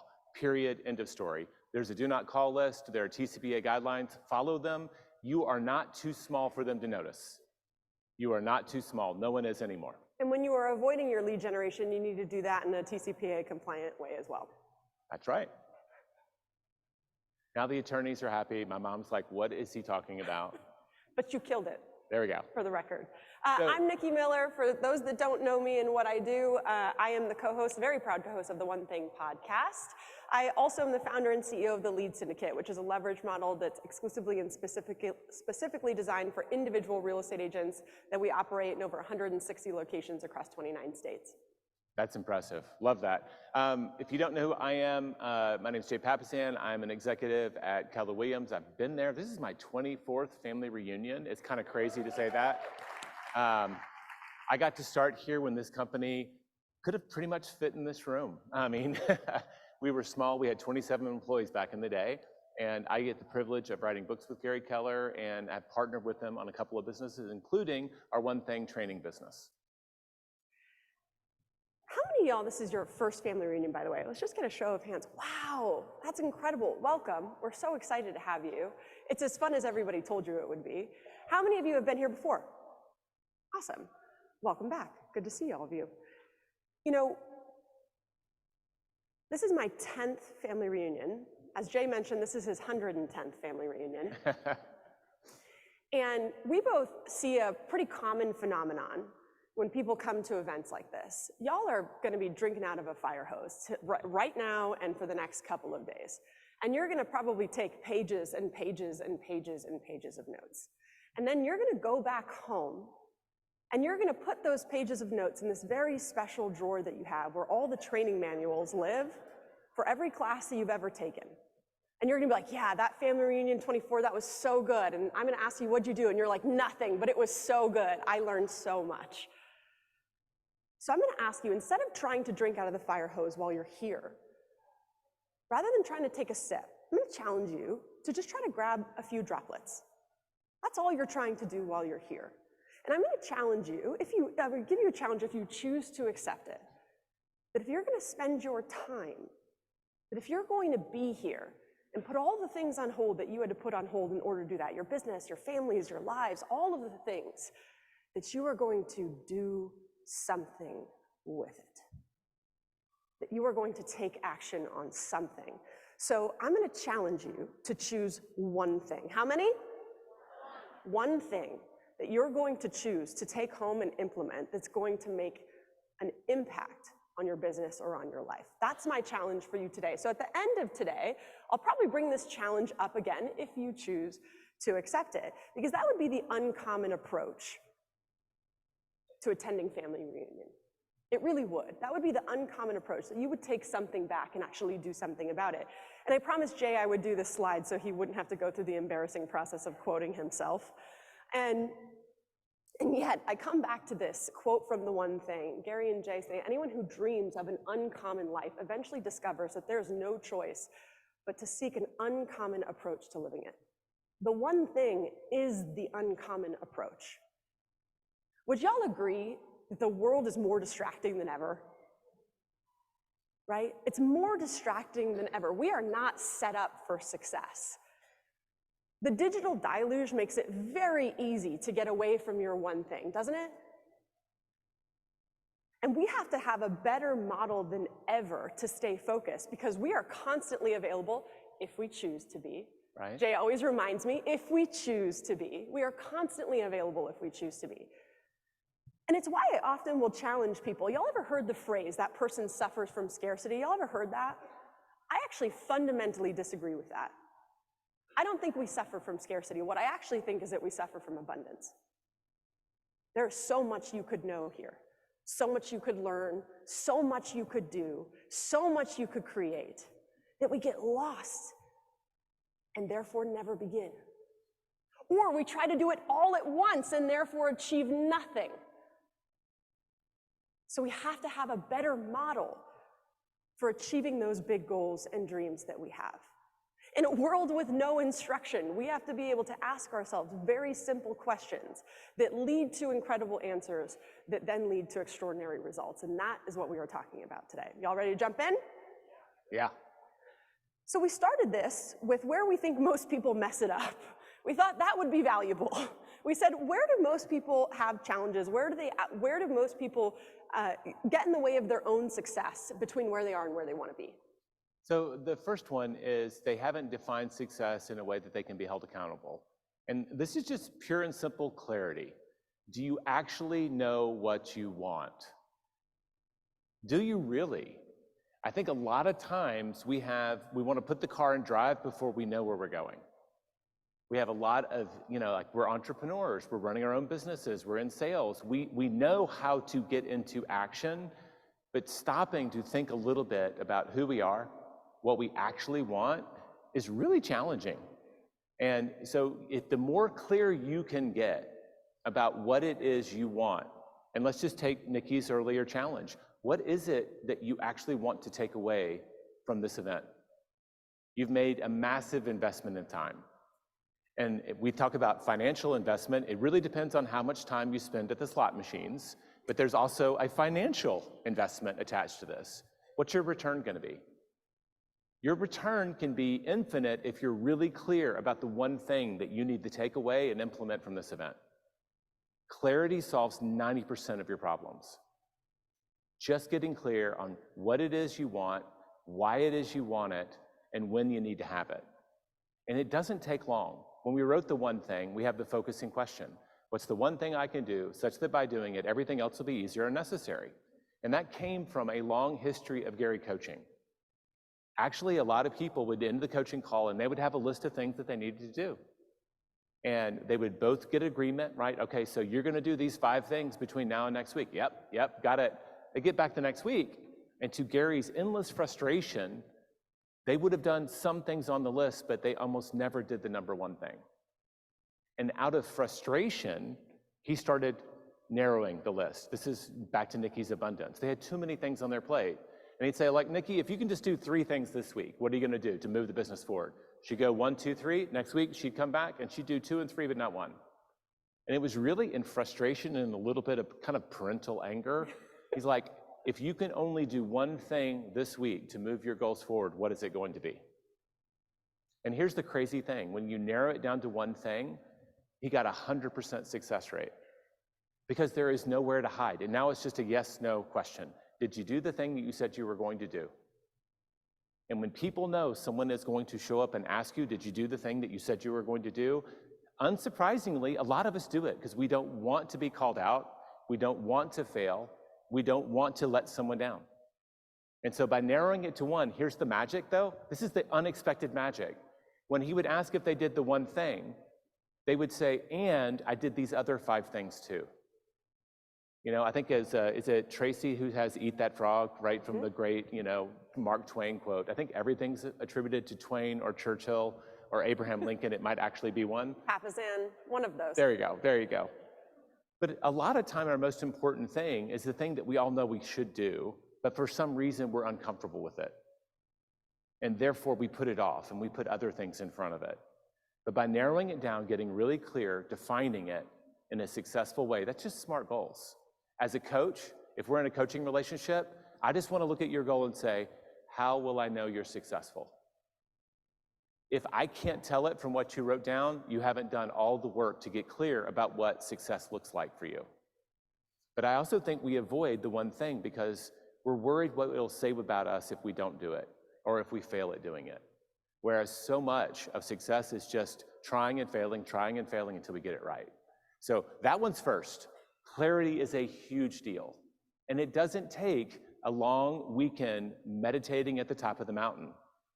Take 30 minutes, get your tea or coffee, set out your goals, and just ask the question, I set these goals on January 1 or whenever you set them, why? What will this do for me and what will this do for my family? And am I absolutely clear what the finish line looks like? If you can take 30 minutes and get that clarity, everything else does get easier.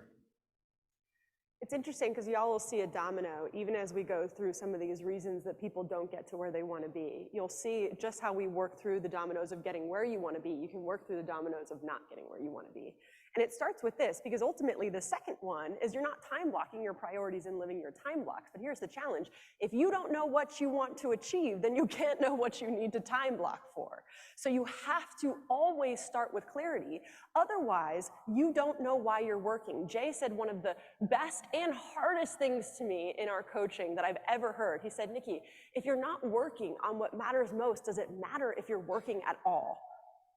Huh. I was like, I don't think so, and I've been working really hard.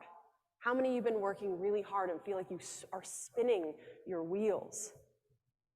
We've all been there. We've all been there. And more often than not, it's because we don't have the clarity, so we can't work backwards into what we should be doing. So the second challenge then becomes, after we have the clarity, we aren't time blocking our priorities. And here's what I often hear when I'm coaching someone through this. We'll identify a gap between where they are and where they want to be, of course. And I'll say, well, what needs to change in your behavior? And they'll be like, Nikki, I just need a time block. I'm like, I think you might also consider following the time block. I think that's actually the gap here. We need to block our time, and then we actually need to live the time block. We need to actually follow and abide by the time block, because here's how most people start their day. They start their day without a plan. So they walk into their day and they open up their computer and they start on their emails. I'm looking at you. And all your emails are is somebody else's to-do list. Go through your emails and prove me wrong. It's just somebody else's to-do list. It's other people's priorities. So you literally are starting your day in other people's priorities and trying to figure out why you're not getting to where you want to go. And it's because you're not blocking for what matters to you. I can tell you that if you are not starting with a time block, you are inviting in distraction. That's all you're doing. You're just inviting distraction into your life. If you haven't identified your priorities and you haven't protected the execution of those priorities, it is almost certain that you are going to be taken off track by other people's priorities. Almost certain. I'm going to ask you to breathe a little bit, because I know you're realtors. I have hundreds of them in my organization, and I am one. I see you because I am you. And you're like, Nikki, my clients are really important. I'm like, I get that. I get that. And your client's phone call can wait 30 minutes while you finish whatever the priority you're in right now is. You can pause the distraction and focus on what's most important to getting you to where you want to go right now. Because unless your priorities are in alignment, it's just taking you off track. And then it's just an excuse. The next. Can I just say, like on the inbox thing, like I didn't know you were going to go there. I mean, your email inbox, like I would call it more of a time machine than anything else. When you go in, you actually don't know when you're going to come out. Yeah, right? I would agree with that. It's like the phone booth in Bill and Ted's, right? You just hop in there, your head down, you're focused, and you think you're making all this busyness, right? But it really is that you're getting lost in other people's priorities. If you just put that off 30 minutes and reminded yourself what your number one priority was, it's amazing what you can say no to in that little time machine to get back on track. When I finally realized how important this concept is, there was a day I used to really pride myself on inbox zero, and then my life just got too big. It just became a non-option for me. And one day I had accumulated like 250 emails that still needed to be responded to. And in utter frustration, I clicked select all, delete. Some of you guys are like, breathe. Wanna know the best thing? Nothing happened. Literally nothing happened. I didn't miss anything. And if there was something I missed, guess what happened? They sent me another email. Yeah. You're not missing anything. Does anybody currently have more than 24,000 unread emails in their inbox? Ugh. God bless you. I love that. I just look at that big number and I'm like, what happens when I go over 100,000? Does it have another digit? I don't know. I can't. Between your emails and the tabs on your computer, I just can't with you. So the next thing is that you're saying yes to everything except your priorities.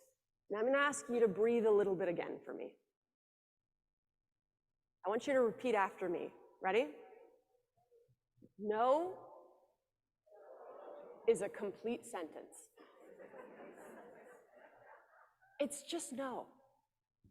It's not no because, it's not no and, it's not no and I'm gonna make up a lie because I feel bad about it. I'm looking at you, my people pleasers, I understand you.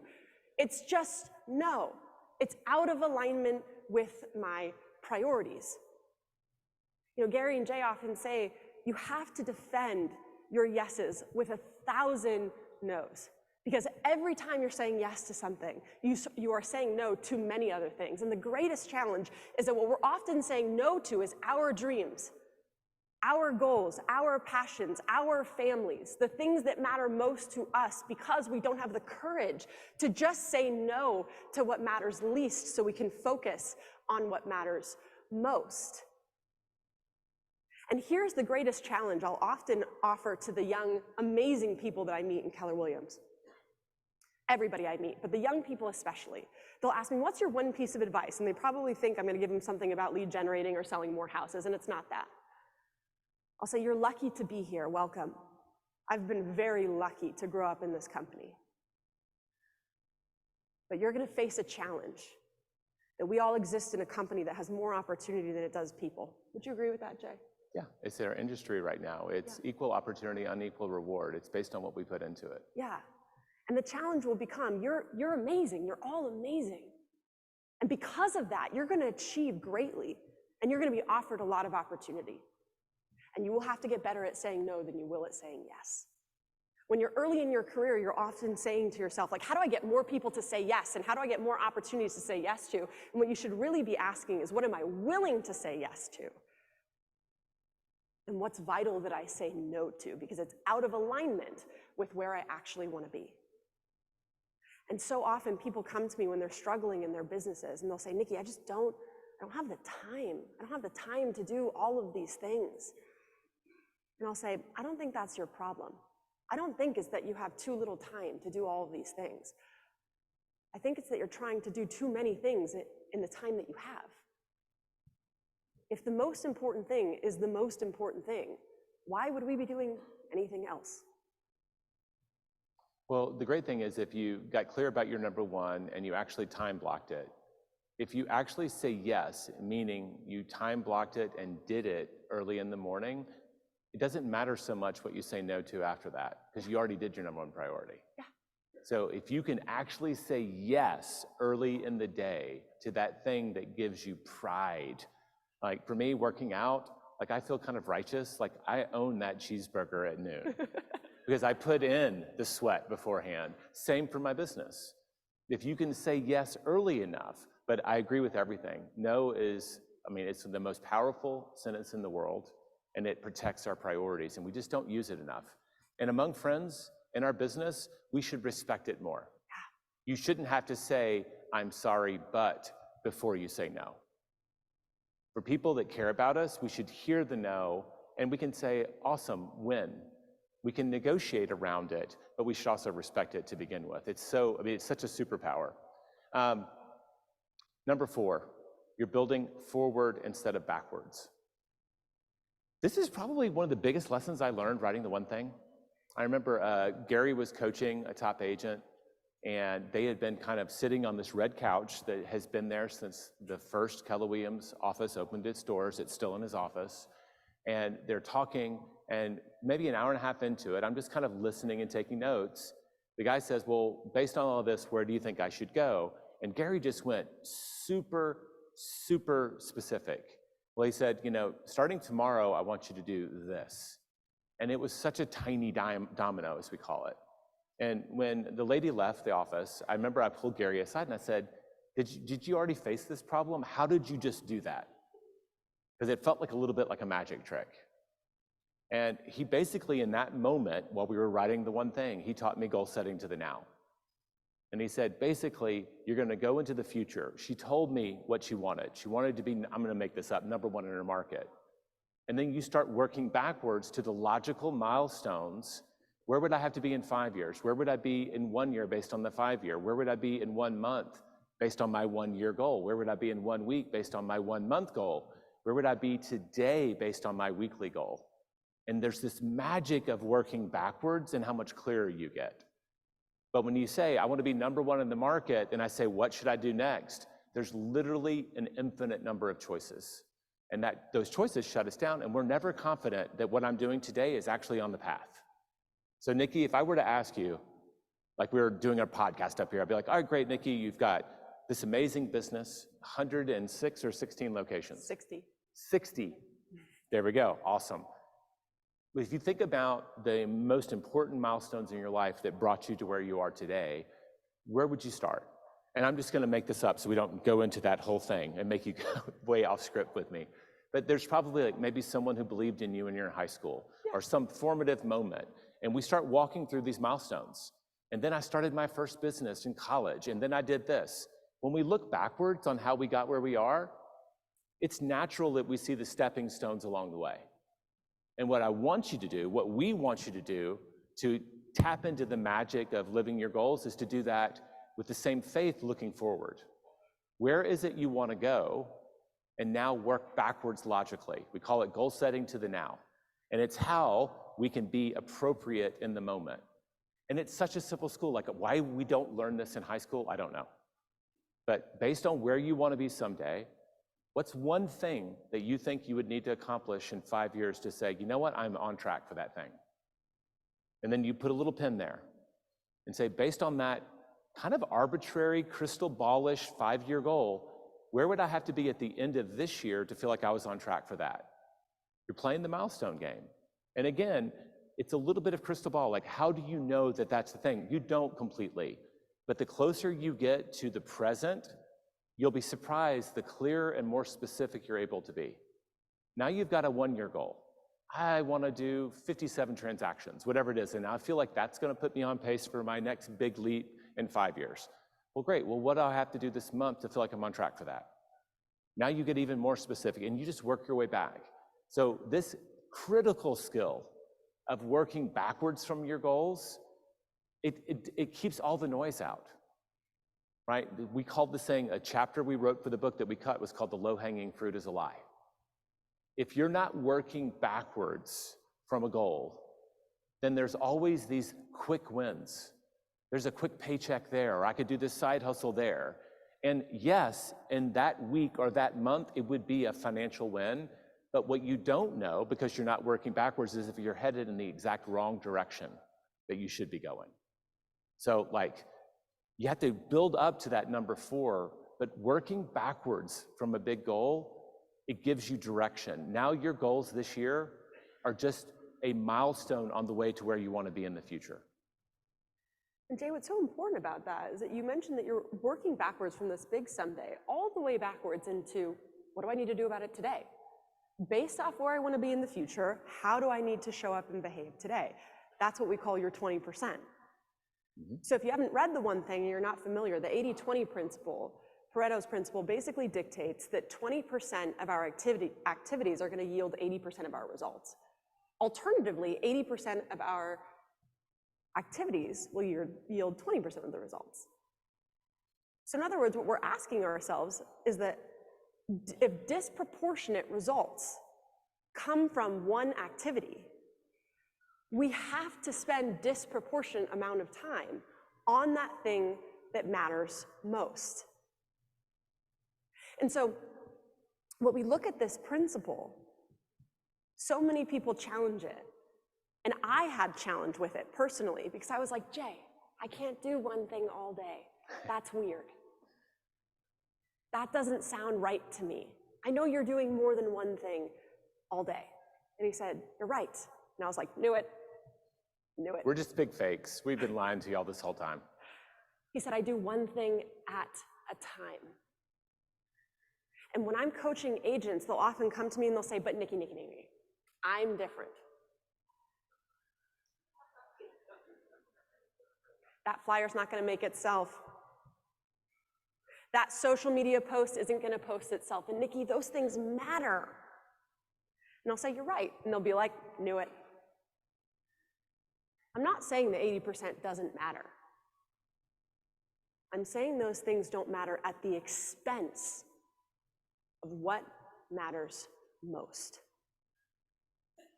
They don't matter at the expense of what matters most. And I think the biggest challenge that people face in the one thing is that they have to learn not to convince themselves that something else is more important than their one thing. Would you agree, Jay? Yeah. Like, I think that's the biggest challenge that people face. I think that's the biggest challenge I've faced inside actually living the one thing, that while I'm in the moment of my 20%, I have to continuously convince myself that something else should not take priority over this. And by the way, you're going to fail at this. We fail at this. I fail at this. I shouldn't speak on your behalf. Oh, yeah. My kids delight at pointing out when I'm multitasking. But here's where it's interesting. You don't do it when it matters. Right. I know because I have the privilege of working with Jay. When him and Gary go into a writing room, which is their 20%, you literally cannot get a hold of them. Like, you literally cannot get through because they're in their 20%. We're in the business behind a door that only a handful of people can get into, and then you still have to get through another locked door to tap on it to get us to come out. So we have a bunker, basically, to keep our focus, because we're vulnerable, we're human. Yeah. And by the way, it's easy to get distracted if you don't build a bunker, if you don't build resources around you in order to not get distracted. So I'm not saying that your 80% doesn't matter. You make that beautiful flyer. I'm saying it doesn't matter at the expense of doing the thing that drives your business and your big dreams. One of the cooler ways I've heard this explained, Nikki, I think it was Chris Suarez said this. He said, if you were going to earn $1 million in GCI this year, your 20% is going to earn you $800,000 in GCI. Yeah. All of those flyers, all of those other things, they're the other 200,000. And that's just like a huge argument for getting leverage, getting a virtual assistant, someone to do those things. Because imagine if you were spending more time in that 20% activities that drove the vast majority of your income. And sometimes when we trick ourselves and put it in dollars and cents, it kind of hits home. Why am I doing a $10 per hour task when I could be doing a $200 per hour task? Why am I doing those jobs instead of the ones that really, truly pay me? Well, we get to this last one, right? So just kind of recapping. You haven't defined, you're not clear about your success. You know what you're supposed to do, but it's not on your calendar, or worse, it's on your calendar and you're not protecting it, right? You don't know how to protect it because you say yes to too much. You haven't learned to say no. You're working forwards instead of backwards, which actually creates more chaos in your life because every step becomes 1,000 possibilities. And then the principle of the 80-20 should be guiding every decision. Well, what's the 20% that matters here? What's the 20%? What should I actually give my time to? And then this last one is actually kind of like a loop. We could have made it a circle. Underneath all of your clarity, you have to ask the question again, why am I working so hard? The reason we put it at the front in the beginning is it helps you get into action if you're clear about why and where you're going. But the only way you stay motivated and you keep going on the days that it's really hard and you really don't want to do it, and you really rather stay in your inbox or on social media instead of doing your one thing, you've got to go back to your why. Why is it that you chose to do this? What is it you're looking for? Is it financial freedom? Is it the things that you want for your family? Your reason is your reason. Do you have it clear? Every time I open up my phone, I have my reason there. Research says 87 times a day, and I bet for realtors, it's more like 174. We look at our phone. So I have my values, my why, the thing that I am reminding myself that I'm doing all the hard things for every time I glance at my phone, which, by the way, is the #1 thing that's going to distract me. I've got my why right there. How are you staying in touch with the thing that drives you most so that you can stay on track for every single day? I don't know the answer for you, but we have hacks. And one of them is just put it everywhere in your environment. Nobody has to know what that means but you. But if you put it there, it will remind you to stay on track when you really don't want to. Oh, well, it kind of leads us to the iceberg. We did it on purpose a little bit. What's that? So we kind of did it on purpose. Yeah. This is just the simple principle, and it's leading us to where we're going in terms of the framework. This little pyramid that we drew is how we organized the book. We realized that we were writing a book about productivity, but the more you look at people who are highly productive, what you realize is they're just really clear about their priorities. The difference between productivity and activity is doing stuff, and productivity is doing your priorities. That's it. So when we got caught in the busyness trap, where we're doing a lot, like you literally are running so fast you don't know when are you gonna get your lunch? Oh, I'm gonna run through the drive-thru. You're grabbing coffee on the run. You're really running all day. You're very busy. You can get to the end of the day and you didn't do anything substantive at all. That is the opposite of what we want. When we're clear on our priorities, if you can knock it out early in the day by just that very fact, that simple fact that you knocked out your number one today, you've had a productive day. It doesn't matter how many crazy clients blew up their deals, how many co-op agents didn't do their job, whatever chaos you're facing today, if you just knocked out your number one, you had a productive day. Pat yourself on the back, because those little doses of progress, real productivity, if you do that every day, you're gonna be light years ahead of the competition. And the people who are most clear about their priorities, we're going down the iceberg, right? Are people with a clear sense of mission and purpose. We use the P instead of mission because it's got the alliteration, purpose, priority, productivity, profit. For no other reason. There you go. But think of a mission-driven person. Think of someone you know who is really working on their mission, and they are tapped into it. They want to make an impact in some area. If you're visualizing them, it's probably the exact opposite of you scrolling through TikTok. All the things we do to distract ourselves, all the things we do to get off track are kind of the opposite. When someone is on a mission, they kind of have their blinders on. They walk fast, right? They just aren't as distractible. We used to call it the day before vacation miracle. If you're going to the beach tomorrow, you'd be amazed what you can get done today so you don't have to worry about it on the beach. You get the dog to the kennel, you cancel the paper, right? You avoid all the junk mail. You will get all the things done the day before you leave because you have a clear reason to do it. So we have to flip things around. If you can go back and get clear about why you're working, it will help you with identifying your number one priority.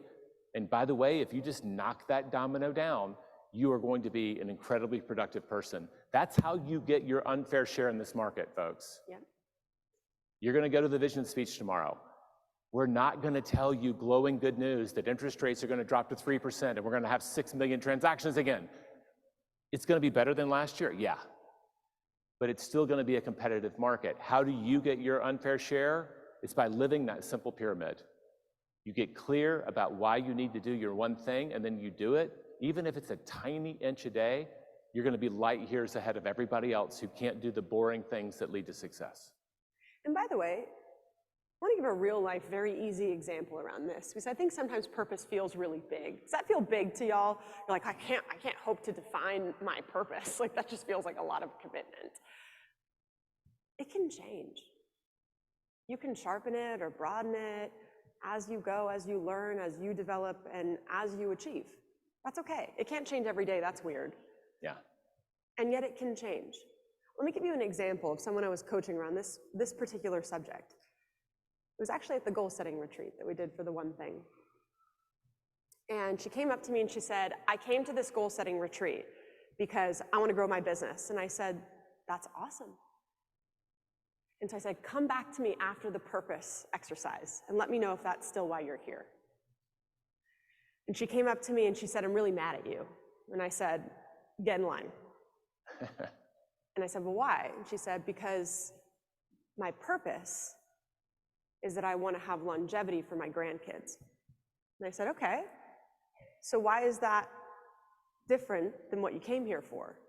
And she said, well, I realized that my purpose, if I want to have longevity for my grandkids, means that my priority needs to be my health. And I said, okay. And she said, which means my productivity means that that breakfast burrito I ate this morning was not the right choice. And I said, good job. I don't even have to coach you, you're done. See how easy it is? This helps us to identify what we need to do in the moment when we're not sure. It's an easy exercise to ask ourselves, how do I need to behave appropriately in this moment based off who I want to be in the world? If my priority, if my purpose is that I want to have longevity for my grandkids, and my priority therefore is that I need to work on my health because of that, then my productivity translates to when I'm in the restaurant and I have the decision between the enchiladas and the chicken and vegetables, I'm probably going to choose the chicken and vegetables. By the way, I'm not telling you you're going to like it. Those enchiladas taste good. But that's how you behave appropriately in the moment. Y'all tracking with us? So this is kind of the big framework. I think people get it at a high level and say, well, now what do I do with all that information? And so what we tried to do is kind of put all the tools, right? The tools, like the how-to behind it. What would be the steps I would take and when would I take them? All on one piece of paper. You know how Gary loves a good one-pager. Yes. And you can read from the top. We're starting with purpose on the left and working left to right. And the rhythm that we teach with the one thing and that our MAPS and one thing coaches help with their clients is that they try to get as fast as we can to the left-hand side. And purpose, what we've discovered since we wrote the book, the fastest way I can get in touch with my purpose is to do the core values exercise. Has anybody done the core values exercise in here? Show of hands? Woo. A few of you, that's awesome. Takes about 30 minutes. In 30 minutes, you can identify your top 3 core values. For me, it's impact, family, abundance. And so I'm always asking, is the thing that I'm choosing between, which one has the most impact? Which one does not take me away from my family, and which one creates the most abundance in the world, right? That gives me a scorecard for how I make decisions. That's a fast way to get a compass in your life. That will eventually lead you to a purpose statement. And that's how we usually coach people through it. Start with your values. They lay a foundation that you can access really quickly, and then we can work on the purpose statement. And like Nikki said, it can change over time. It tends to evolve. Sometimes it gets clearer. If you get to that purpose statement, don't rush out and get a tattoo, right? Or at least get a temporary one. Say, Jay, it's Vegas. Don't ruin their dreams. Date it. Yeah. We're going to get a lot of tattoos between today and tomorrow. Okay.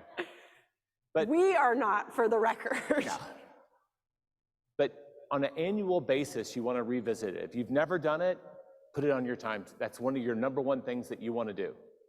Is when I get home, I want to get clear about my values and get into that territory of figuring out my purpose statement, because that's the foundation for everything that comes after. You move from that. Now I know in a big scale where I'm going. And can I just say, I loved hearing that our family reunion actually has full family here, so thank you for bringing your child. Instead of playing baby Mozart, they're getting baby Gary Keller. I love that. For those watching, we had a baby crying in the room, and I love that. That's a great sound to hear. Priority. That sounds really weird when I say it in isolation, though. It is a great sound to hear. Yeah. I love that when people bring I love having kids here. Priority is what we already talked about, goal setting to the now. Based on who it is you're becoming, that big why, where do you want to be someday? What do you want your life to look like? What's your ideal week? And then you're going to work backwards from that. And at some point, you're going to get to, what do I need to do this year? Honestly, most people go year to year to year, and you're really good at doing the last of those 5 steps. What are my goals for 2024? What are my goals? But are they in context of anything larger? The answer is often no. So that's just a huge opportunity, and it doesn't take years and years. It's like an extra hour or 2 that you can add to your planning process. Almost everything that you see on the left-hand side there is what we do in our annual goal-setting retreat, is we try to walk people through, create the time for them to be really thoughtful and set one-year goals that are based on who they want to become, where they want to go, and the things that they need to have happen in order to become that. It all goes into context so that when they look at their one-year goals, their health goals, their business goals, their family goals, whatever, They know that they're in context of a larger journey. Jay, I just want to say what's really important about this is that once you train your mind to think this way, you can't untrain it. Once y'all know how to do this, you can't train yourself not to do it. Let me give you an example. Anyone like me and had a limiting belief before?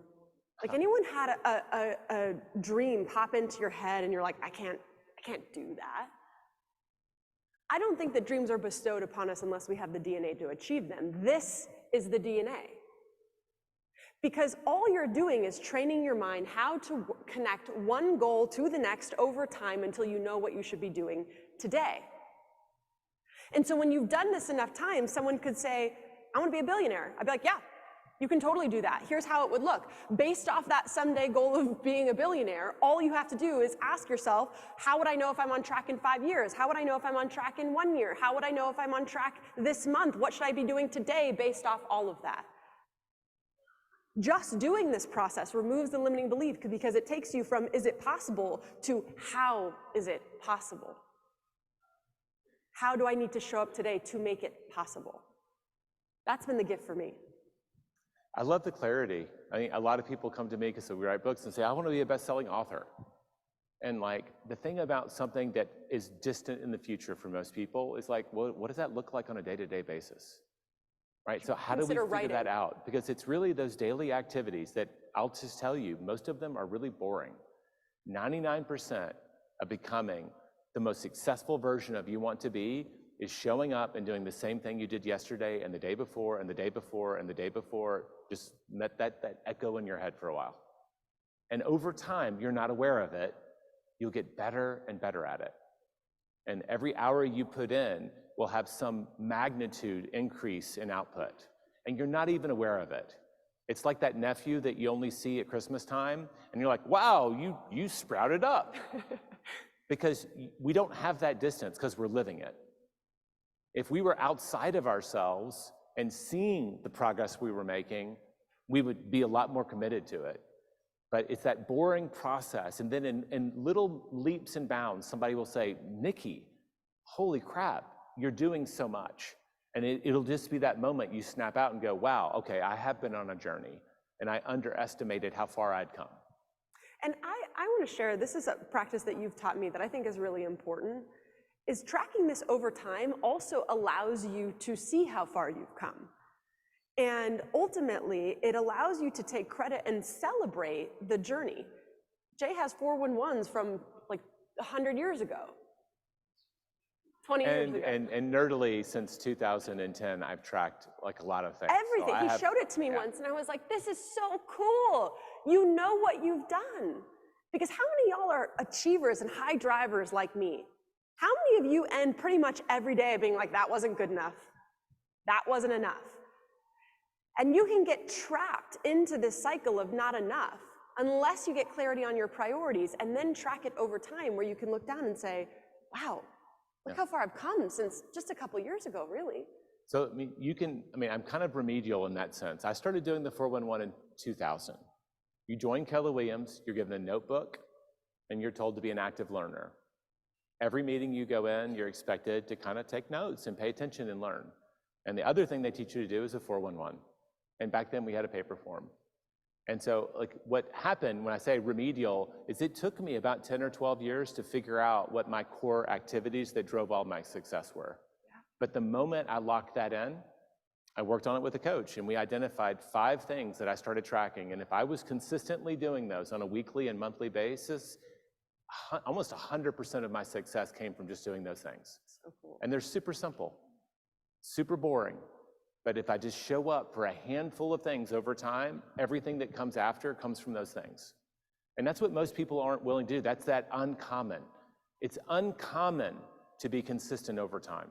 It's uncommon to be willing to do the same things and just get better and better at it. But Gary said it yesterday if you're at the CEO, that choosing to be really good at a few things opens up the world to you. When you try to be great at everything, it's really like closing a lot of doors. You're gonna fail in a lot of ways. So I do think that we'll have time for some Q&A at the end. We don't have a mic runner, so if you can hold that thought, we will try to get to you at the very end, or I will hang out and personally answer your question. Thank you. Productivity. This is the end of the map. If you've got 1-year goals, you're ready for this part of the journey. We have a GPS. Does anybody here have a GPS? A GPS is a lot like a 411, but it's a business plan. It's a 1-page business plan. And I'm really going to index us on the 411 because that's your personal navigation. But the GPS would be 1 goal, 3, maybe 4 priorities for achieving it, and then a handful, no more strategies for each priority. What's beautiful about it is it all goes on 1 page. Gary likes to say, like, how do you get everybody on the same page? Well, you put all your goals on 1 piece of paper. And if you can keep it at 12-point font, you're not cheating. But it forces you to simplify what you're trying to do. What are the real priorities? Because you don't have a 30-page document to put it in. You're forced to simplify. If you're a part of a big team, you have a business plan, and some part of that business plan is yours. If you're the rainmaker, you're probably in charge of lead gen, and that becomes one of your #1 professional things that you track on your 411. So that's the relationship between those two. A GPS means you're on a team, you've got your business goals, and maybe it's just you right now, but here are my business goals. If you're the only person in your team, almost everything's got to show up on your 411. And we'll walk you through that in detail. And the real trick is, how do I keep my 411 clean of all the tasks? I look at most people's 411s and it's a task list. They might as well have it on an app on their phone. They're just listing all of the things that they have to do that week without any sense of priority. That's why Gary literally has 2 separate documents. For the longest time, I had a task list that was on the reverse side of my 411. I did not want tasks to occupy the same space in my mind or physical reality as the things that were truly important. So find your way to separate them. I now track all of my tasks in an app. That way, whenever I think of I need to buy cat food, I just put it on there and my brain is free. That's the small stuff. I know I have to remember it. I know I have to feed the cat, right? That's the right thing to do, but it doesn't need to be carrying around in my brain all day long. My brain should be occupied with the things that really matter, and guess where those go? When I know my 20%, what's the next step? It's going to go on your 411 and then your calendar. That's right. When I look at your calendar, I should be able to tell what your priorities are. And this is like a little known secret. When I was interviewing for my job with Gary in 2002, one of the first things he did is he asked to see my calendar. He did not tell me why. So this is 2002. I didn't have a Palm Pilot or anything like that. Story. I had like a little checkbook-sized week at a glance calendar. And because I'm an introvert, the only meetings with other people I had on there were date nights with my wife, and I just had the tasks that I needed to do that week. And Gary kind of misread it, so I kind of lucked into the job. At least you had one. Can Yes. you imagine if you literally hadn't had one? But most people in our industry, if you look at their calendars, all of their appointments on their calendars are with someone else. What Gary was looking for is if you have gone to that higher plane where the first appointments you put on your calendar are with yourself. When you are time blocking your most important work, what's crazy is you're 3 times more likely to actually do it. That simple act of navigating time and saying, I know I need to start calling my past clients this week.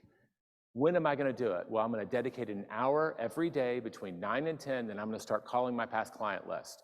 Just getting it there makes you close to, it's 3 times, I think it's 94% more likely to actually do that job. Why? Because we're all driven by our phones anyway. 15 minutes before we're supposed to do something or be somewhere, what does it do? It vibrates, a little message comes up and says, your next job is to go here.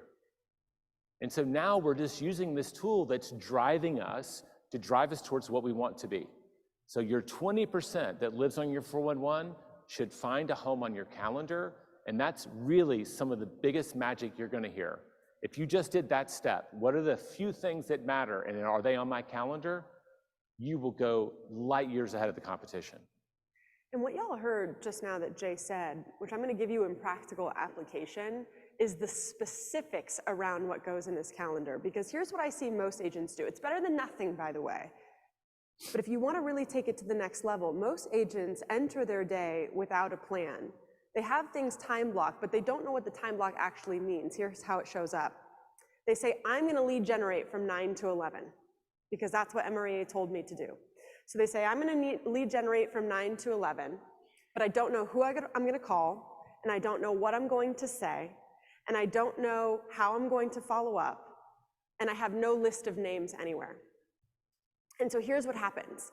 They enter into their lead generation time block, and they're gonna spend 15 minutes, of course, getting comfortable, because that matters.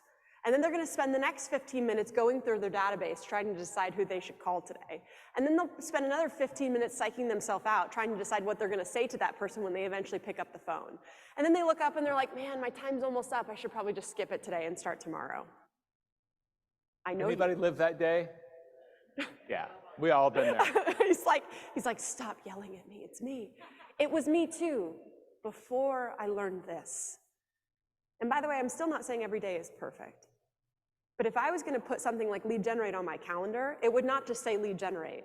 If I was gonna put lead generation on my calendar, it would say I'm calling these people, I'm going to say this script, this is how many I should be getting through, and this is how I'm going to follow up, and here's what happens right after that. And by the way, what happens right after that doesn't happen unless all those people get called. Can I give you a fun writer tip? Yes. So there's this thing called the Hemingway technique. And the hardest part for writers is getting started. And so whenever he was writing, I mean, Nobel Prize winning author, right? Whenever he was writing, the last thing he would do is he wouldn't write until he had nothing left, is he would stop when he knew what the next plot point was. And he would write that down. And that way, when he showed up to sit in front of his keyboard the next day, or typewriter back then, he had a starting point. And so what I've heard some really great successful agents do is the last thing they do when they are stopping their lead gen is they take 15 minutes to identify the first 5 or 6 people that they're gonna talk to the next day and what they're gonna talk to them about. You're already warmed up, right? You went to the track, you did your stretching, you did your workout, you're still loose. Like all of this is flowing, write it down. The next day when you show up, Hemingway technique, you've got it mapped out, your first 5 or 6 steps. Guess what happens after you do that? You just keep rolling with it. So you can just end 15 minutes early in order to set up your whole next day. That's just a super hack for getting ahead. So what we're really saying is this Gary Keller quote, that the purpose of a goal is to be appropriate in the moment. The real purpose of having these goals is to be appropriate in the moment. Extraordinary results are directly related to how narrow you can make your focus. And so the big challenge I think most people face is that when they set really big goals, which we want you to do, big, audacious, scary goals, the further you get away from that future and the further you are away from that big goal, the less your motivation will be to do anything about it today. Is that fair? When it feels really far into the future, we're not particularly motivated today. It's why I'll often tell people when they come to me and they're like, I want some motivation. I'm like, well, this is the wrong place.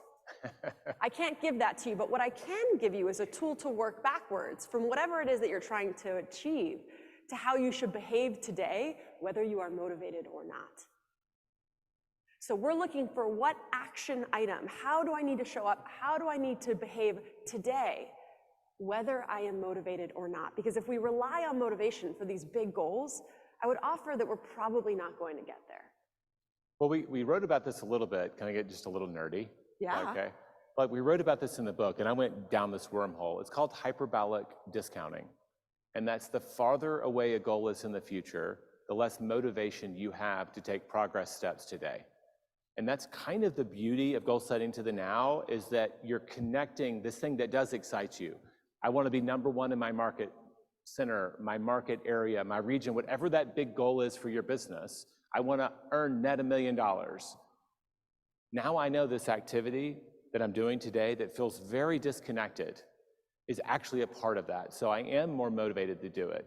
But the way they tested this across lots of people is they would offer people, you know, it's like, same thing. It's like if I would give you, I'm trying to do the math now, I'll either give you $10 today or $100 a year from now. Which one do you take?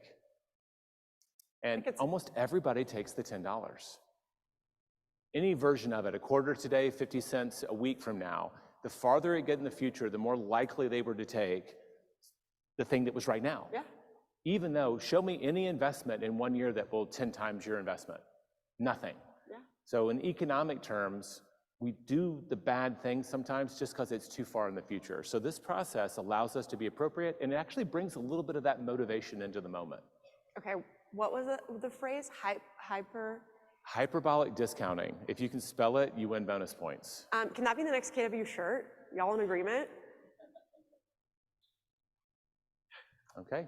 So let's actually walk through the 411, because this is actually where the magic happens. This is where you put onto paper what those big goals are and what you're going to do about it. So this is the form that we use. And by the way, I just asked Jay the other day for an example of his 411, because how many of y'all are like me and don't do only one thing? It's like not just your business. You also have personal goals or other businesses that you're responsible for or other people that you're responsible for. And here's the beauty of it. Each one of those has a priority, has priorities in the year and then priorities today or this week. So you can put them all on one form where all the things that matter most are going to live. And again, as a reminder, this is your 20%. This is not a to-do list. This is a must-do list. These are the things that are going to actually drive your productivity. So we start with, where do I want to be a year from now? What are my 1 year goals? What am I hoping to achieve this year? Based off that, how would I know if I'm on track this month? And then based off that, how would I know if I'm on track this week? What needs to happen this week? Based off that, how should I be behaving today? This is literally just a worksheet to work backwards from where you're supposed to be. And I'm going to keep hammering the point that this is a must-do list, not a to-do list. That's probably the biggest mistake that we see people make, is that they use their 411 as a to-do list. It's not. These are the things that if I was coaching you, I'm going to drive alongside of you and ask, does this directly affect your productivity? Can you show me how this connects to the goal that you outlined for the year? Does this directly affect the achievability of this goal? And if the answer is no, get it off. There you go. One of the, just a show of hands, we have enough light. And it's not a judgment, like how many of you keep a 411? Like you actually do the 411. That always surprises me. So like a third of the room.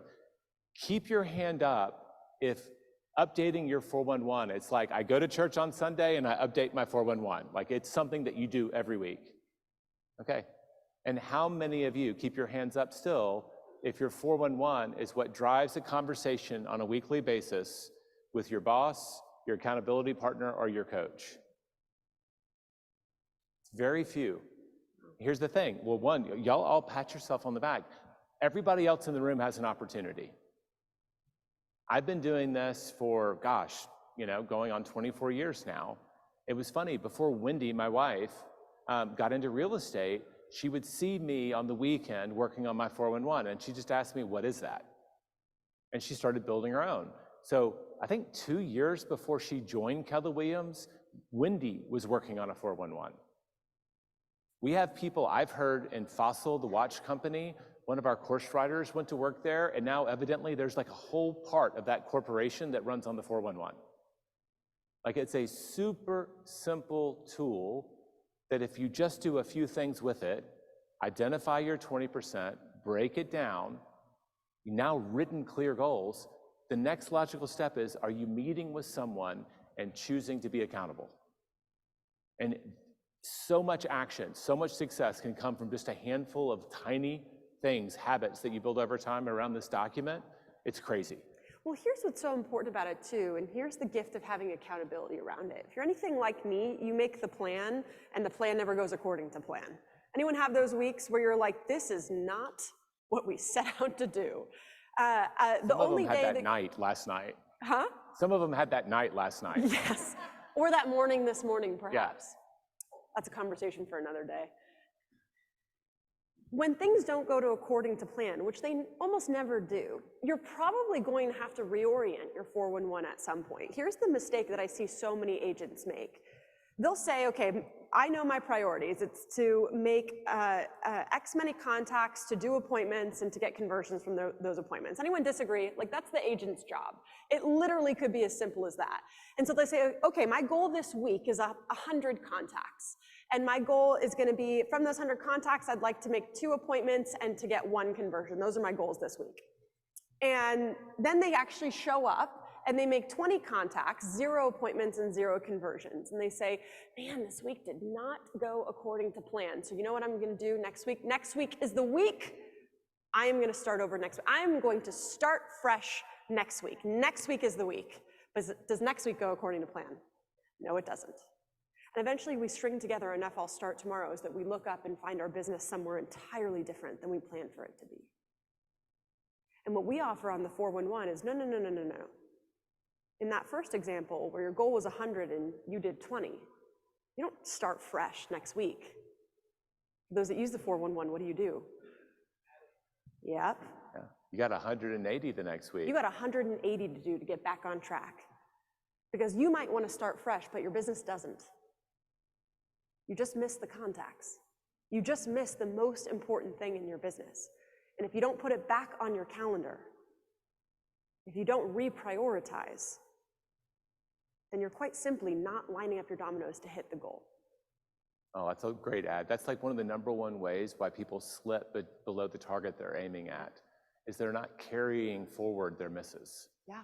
And I mean, sometimes it, like, you hit a hard year, like the first part of 2020, like there was a point where carrying forward was not gonna work until we got to like June.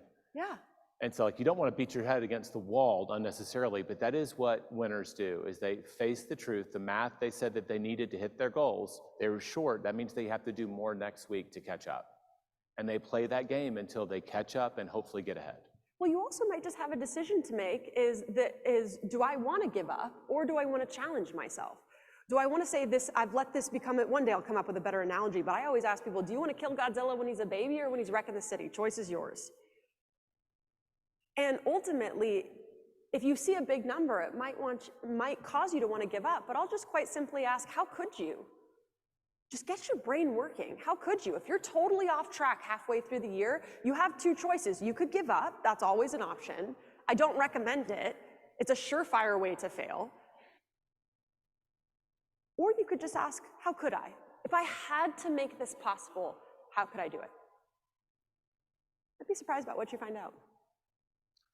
So what's interesting is everybody who does the 411, you're in the top bullet point. Anybody who writes down their goals, this is the research. I believe it's Dr. Gail Matthews, if I read the small print. There we go. It's actually tracked, like we all have heard, writing down your goals is super important. We tried to track down, have y'all heard the one that there was a group of Harvard graduates that wrote down their goals and the other ones didn't, and they checked on them like 10 years later and they were making more than the other 90% combined? We actually called Harvard. We talked to their librarian. They referred us to Yale. They also could not find it. It's actually just an urban myth. I mean, we spent months trying to track that sucker down. And it's in so many self-help books, right? This story, and it's just a myth. But it's a myth for a reason, because it lines up with what we know to be true. If we're clear enough to write down our goals, they're there, they've become part of our environment, we're more likely to hit them. And she nailed it. You're close to 40% more likely. The other half is she had people, and this is like really just cheap accountability. All they had to do was email a progress report to their professor or a peer on a regular basis saying, here's what I said I was gonna do, and here's what I actually did. Look at the difference between people who brought a tiny, tiny teaspoon of accountability into their lives. 76.7% more likely to achieve their goals. That simple act of being accountable. Here's the biggest myth I hear around choosing to be accountable. Is everybody here an adult? Just raise your hand, let me know. You're an adult? Are you in charge of your life? Keep your hand up. Keep your hand up if you like to be held accountable. You guys Some of you do, great. Here's the difference. I bet almost every single one of you defines it this way, not the way your kids would. Your kids think about being held accountable as being told what to do. You are choosing to be accountable to the goal you said you wanted. That's what accountability really is. There's no coach, there's no boss. You're an adult. If you don't want to do it, you won't do it. But when you choose to be accountable to your goals, you choose to bring accountability to the conversation with whoever is on the other side. An 11-year-old can hold you accountable if you are accountable to the goals. It goes back to the very beginning. Are you clear about why you want to do that? And are you really going to be accountable? Are you really going to show up and admit when you fell short and do what you need to do to get ahead again? That's what accountability looks like on a real simple level, but it starts with you choosing to be accountable to your goals. Is that all right if we give you guys a little gift? Is that okay? So when Jay and I were working through this, we talked about one of the biggest challenges we see with people trying to execute the 411 at a really high level is they don't really understand how to apply it to their business, and they don't understand how to carry it over. So if it's all right with you, we'd like to give you a little present for being here today, and to all of our friends who are watching this virtually as well. Yeah, those 3 people who left earlier, they're missing it. Yeah, and we're not sharing it with them.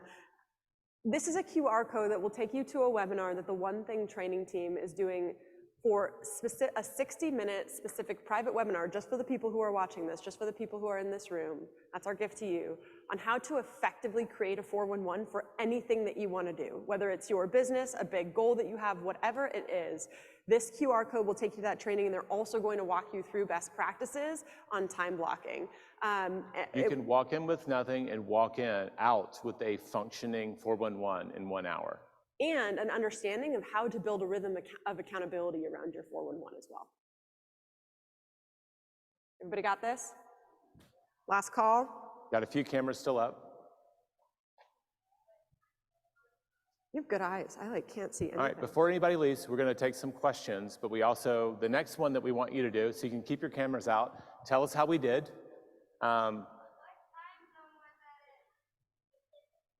It will show up on your calendar in your time zone.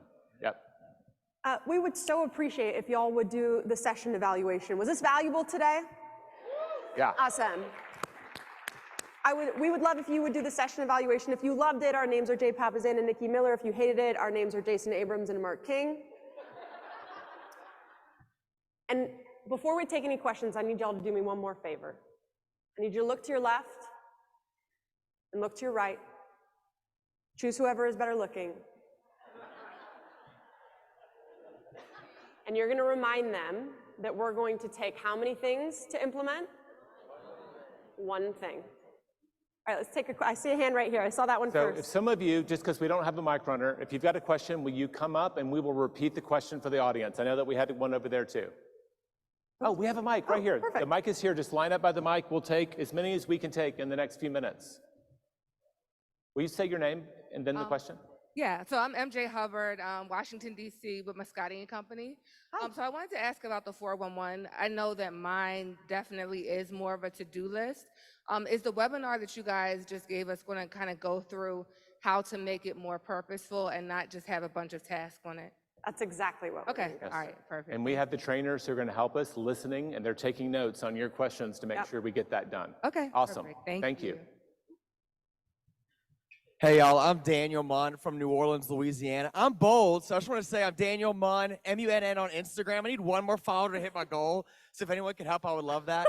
I love you, Nikki, on Instagram. I'm like your biggest fan, so this is just a moment for me. So anyway, I had a big goal and I hit it, and so then I have been trying to find my next goal, and I haven't been able to find something powerful enough to motivate me. So I just want to see, like, if you have a goal and you hit that goal, like, how do you find the next goal that's going to motivate you to actually do the things to get there if you've already feel like you've achieved the thing that you felt like you wanted to? I mean, he's your super fan. I'll jump in. This is a great, do you want to take a selfie? This is a great question. Hi. Hi. Okay, thank you. This is a great question because Jay and I actually have had really good conversations around this. I said, I don't think enough people actually talk about this. I don't think enough people talk about what do you do when you get everything you want? Like, how many of you have hit a goal and then felt a little bit lost after that? Like, that thing was pulling you through. Now you don't know what to do with yourself. By the way, this is really common because the challenge is you had to build and become a certain person to achieve that. And then to get to the next level, you're going to have to come and behave a little bit differently. So my advice to someone, if you're totally lost and you don't know what that next goal is, start dreaming about that big future again. Like, you might need to get a little bit more clarity on where you want to go, and then start working towards it, even if it's a little bit hazy. You find the right path forward by implementing the imperfect plan. Sometimes you aren't going to be able to nail it, but you have an idea. I'm sure of that. You have a general direction that you want to head. Start marching down it, and it'll get more clear. Like, start taking action on it, and it'll get crystal clear. Is that? Action brings clarity. Yeah. And I mean, when you look, remember the map we had? If you have a someday goal, and then you have a 5-year goal, every time you hit your big goal on an annual basis, guess what's waiting for you? Another 4 years behind it. Yep. And so, like, if at any point you decide to get on the bandwagon of doing the annual retreat and thinking really, really big for your life, you will never ultimately hit your goals. That's what blows people's mind. Whenever Gary feels like he's 100% on track to hit his goal, all he does is go to the next one. Because he's trying to become the kind of person for whom that goal would be natural for their behavior. Yeah. Guys, Dan Silver, Oakland, California, as Nikki noted. Hello. Motivation's great, but it's not about that. It's about consistency and discipline and staying on track. And I really believe how you do one thing is how you do everything. I do Brazilian Jiu-Jitsu. I've been focused on doing 6 a.m. training sessions, and this is kind of shameful, but I'll admit it. That 5:15 alarm goes unanswered more than half the time. So very simply, how do I eat that frog in that sense and in a general sense? Did you capture the entire question? I didn't. So you're not being consistent in your jiu-jitsu practice? So I'm looking to do jiu-jitsu rather than 6 p.m., do it 6 a.m. As you noted, early exercise. Yeah. Conquer the day, but half the time, I don't answer the alarm. I snooze. I sleep till 7:30. How do I eat the frog and just be consistent about doing the damn thing? This one's easy. Stop making the goal jujitsu. Make the goal waking up. You're making it too hard. Yeah. Would you disagree? Feel free to disagree. No, I think one of the things you can do is, like, if you have a good enough reason to go to bed, like to wake up, you will go to bed on time. So, like, figure out what's keeping you from going to bed in time for that not to feel like it's early. The biggest hack, are you in a place that has daylight savings time? Like, in the fall, you can gain a whole hour of your life, but instead of sleeping in, just keep getting up at the same time. So instead of, like, if you naturally wake up at 8, start doing your thing at 8. And then maybe in the fall, you can switch it to 7. And then the next year, switch it to 6. You don't have to do it all at once. Break it down. But you can use daylight savings as your friend. Just keep getting up at the same time in the fall, and you just got a whole hour of your morning back with no sleep deprivation. I think we got time for one more, and we will hang out and just try to get y'all's questions. Richard, I'm going to hang out and answer your question. You just won't necessarily be on the microphone. Fire. My name is Elaine Stoggerberg from Rochester, Minnesota. Thank you guys so much. Hi. This was, I took like 6 pages of notes. Thank you. Jay, there was a time when you said you started doing the 411 in the year 2000. You were doing paper forms. And then you said it took you 10 to 12 years to really figure out the activities that moved the needle for you. So what would you say to someone to shorten that time frame? Well, see, part of my journey was I wasn't sure who I wanted to be. So if you're clear about who you want to be, it's pretty easy to look for people who've been successful there and model what they do. Where do they make a stand? And if you're in real estate, we kind of wrote a book about that, right? So, like, do you have your lead gen habit down? Like, there's just a handful of things that separate you if that's where you're aiming it. I had to wait a while to figure out, like, I kind of backed into a career as an author. It wasn't where I expected to be when I left New York City. But then it started going, well, wait, maybe we're going to write another book. And we did just write another book. And now I'm doing speeches. It became very clear as my eventual career path what I needed to do. So if you know where you're going, you can get there a lot faster. I just didn't know where the heck I was going. Yeah. Can I get a picture? I'm going to envision this in my future to come up here and speak. Can you take a picture with me? Yeah. Yes, all right, and while we're doing that, this is a bold. All right, you bold people, I love you. It's time for lunch. We're going to hang out here for a few minutes. Thank you so much for your attention. Thank y'all so much How for many being here. intentions, y'all? One intention into action. Here we go. Yeah. That's looking bad.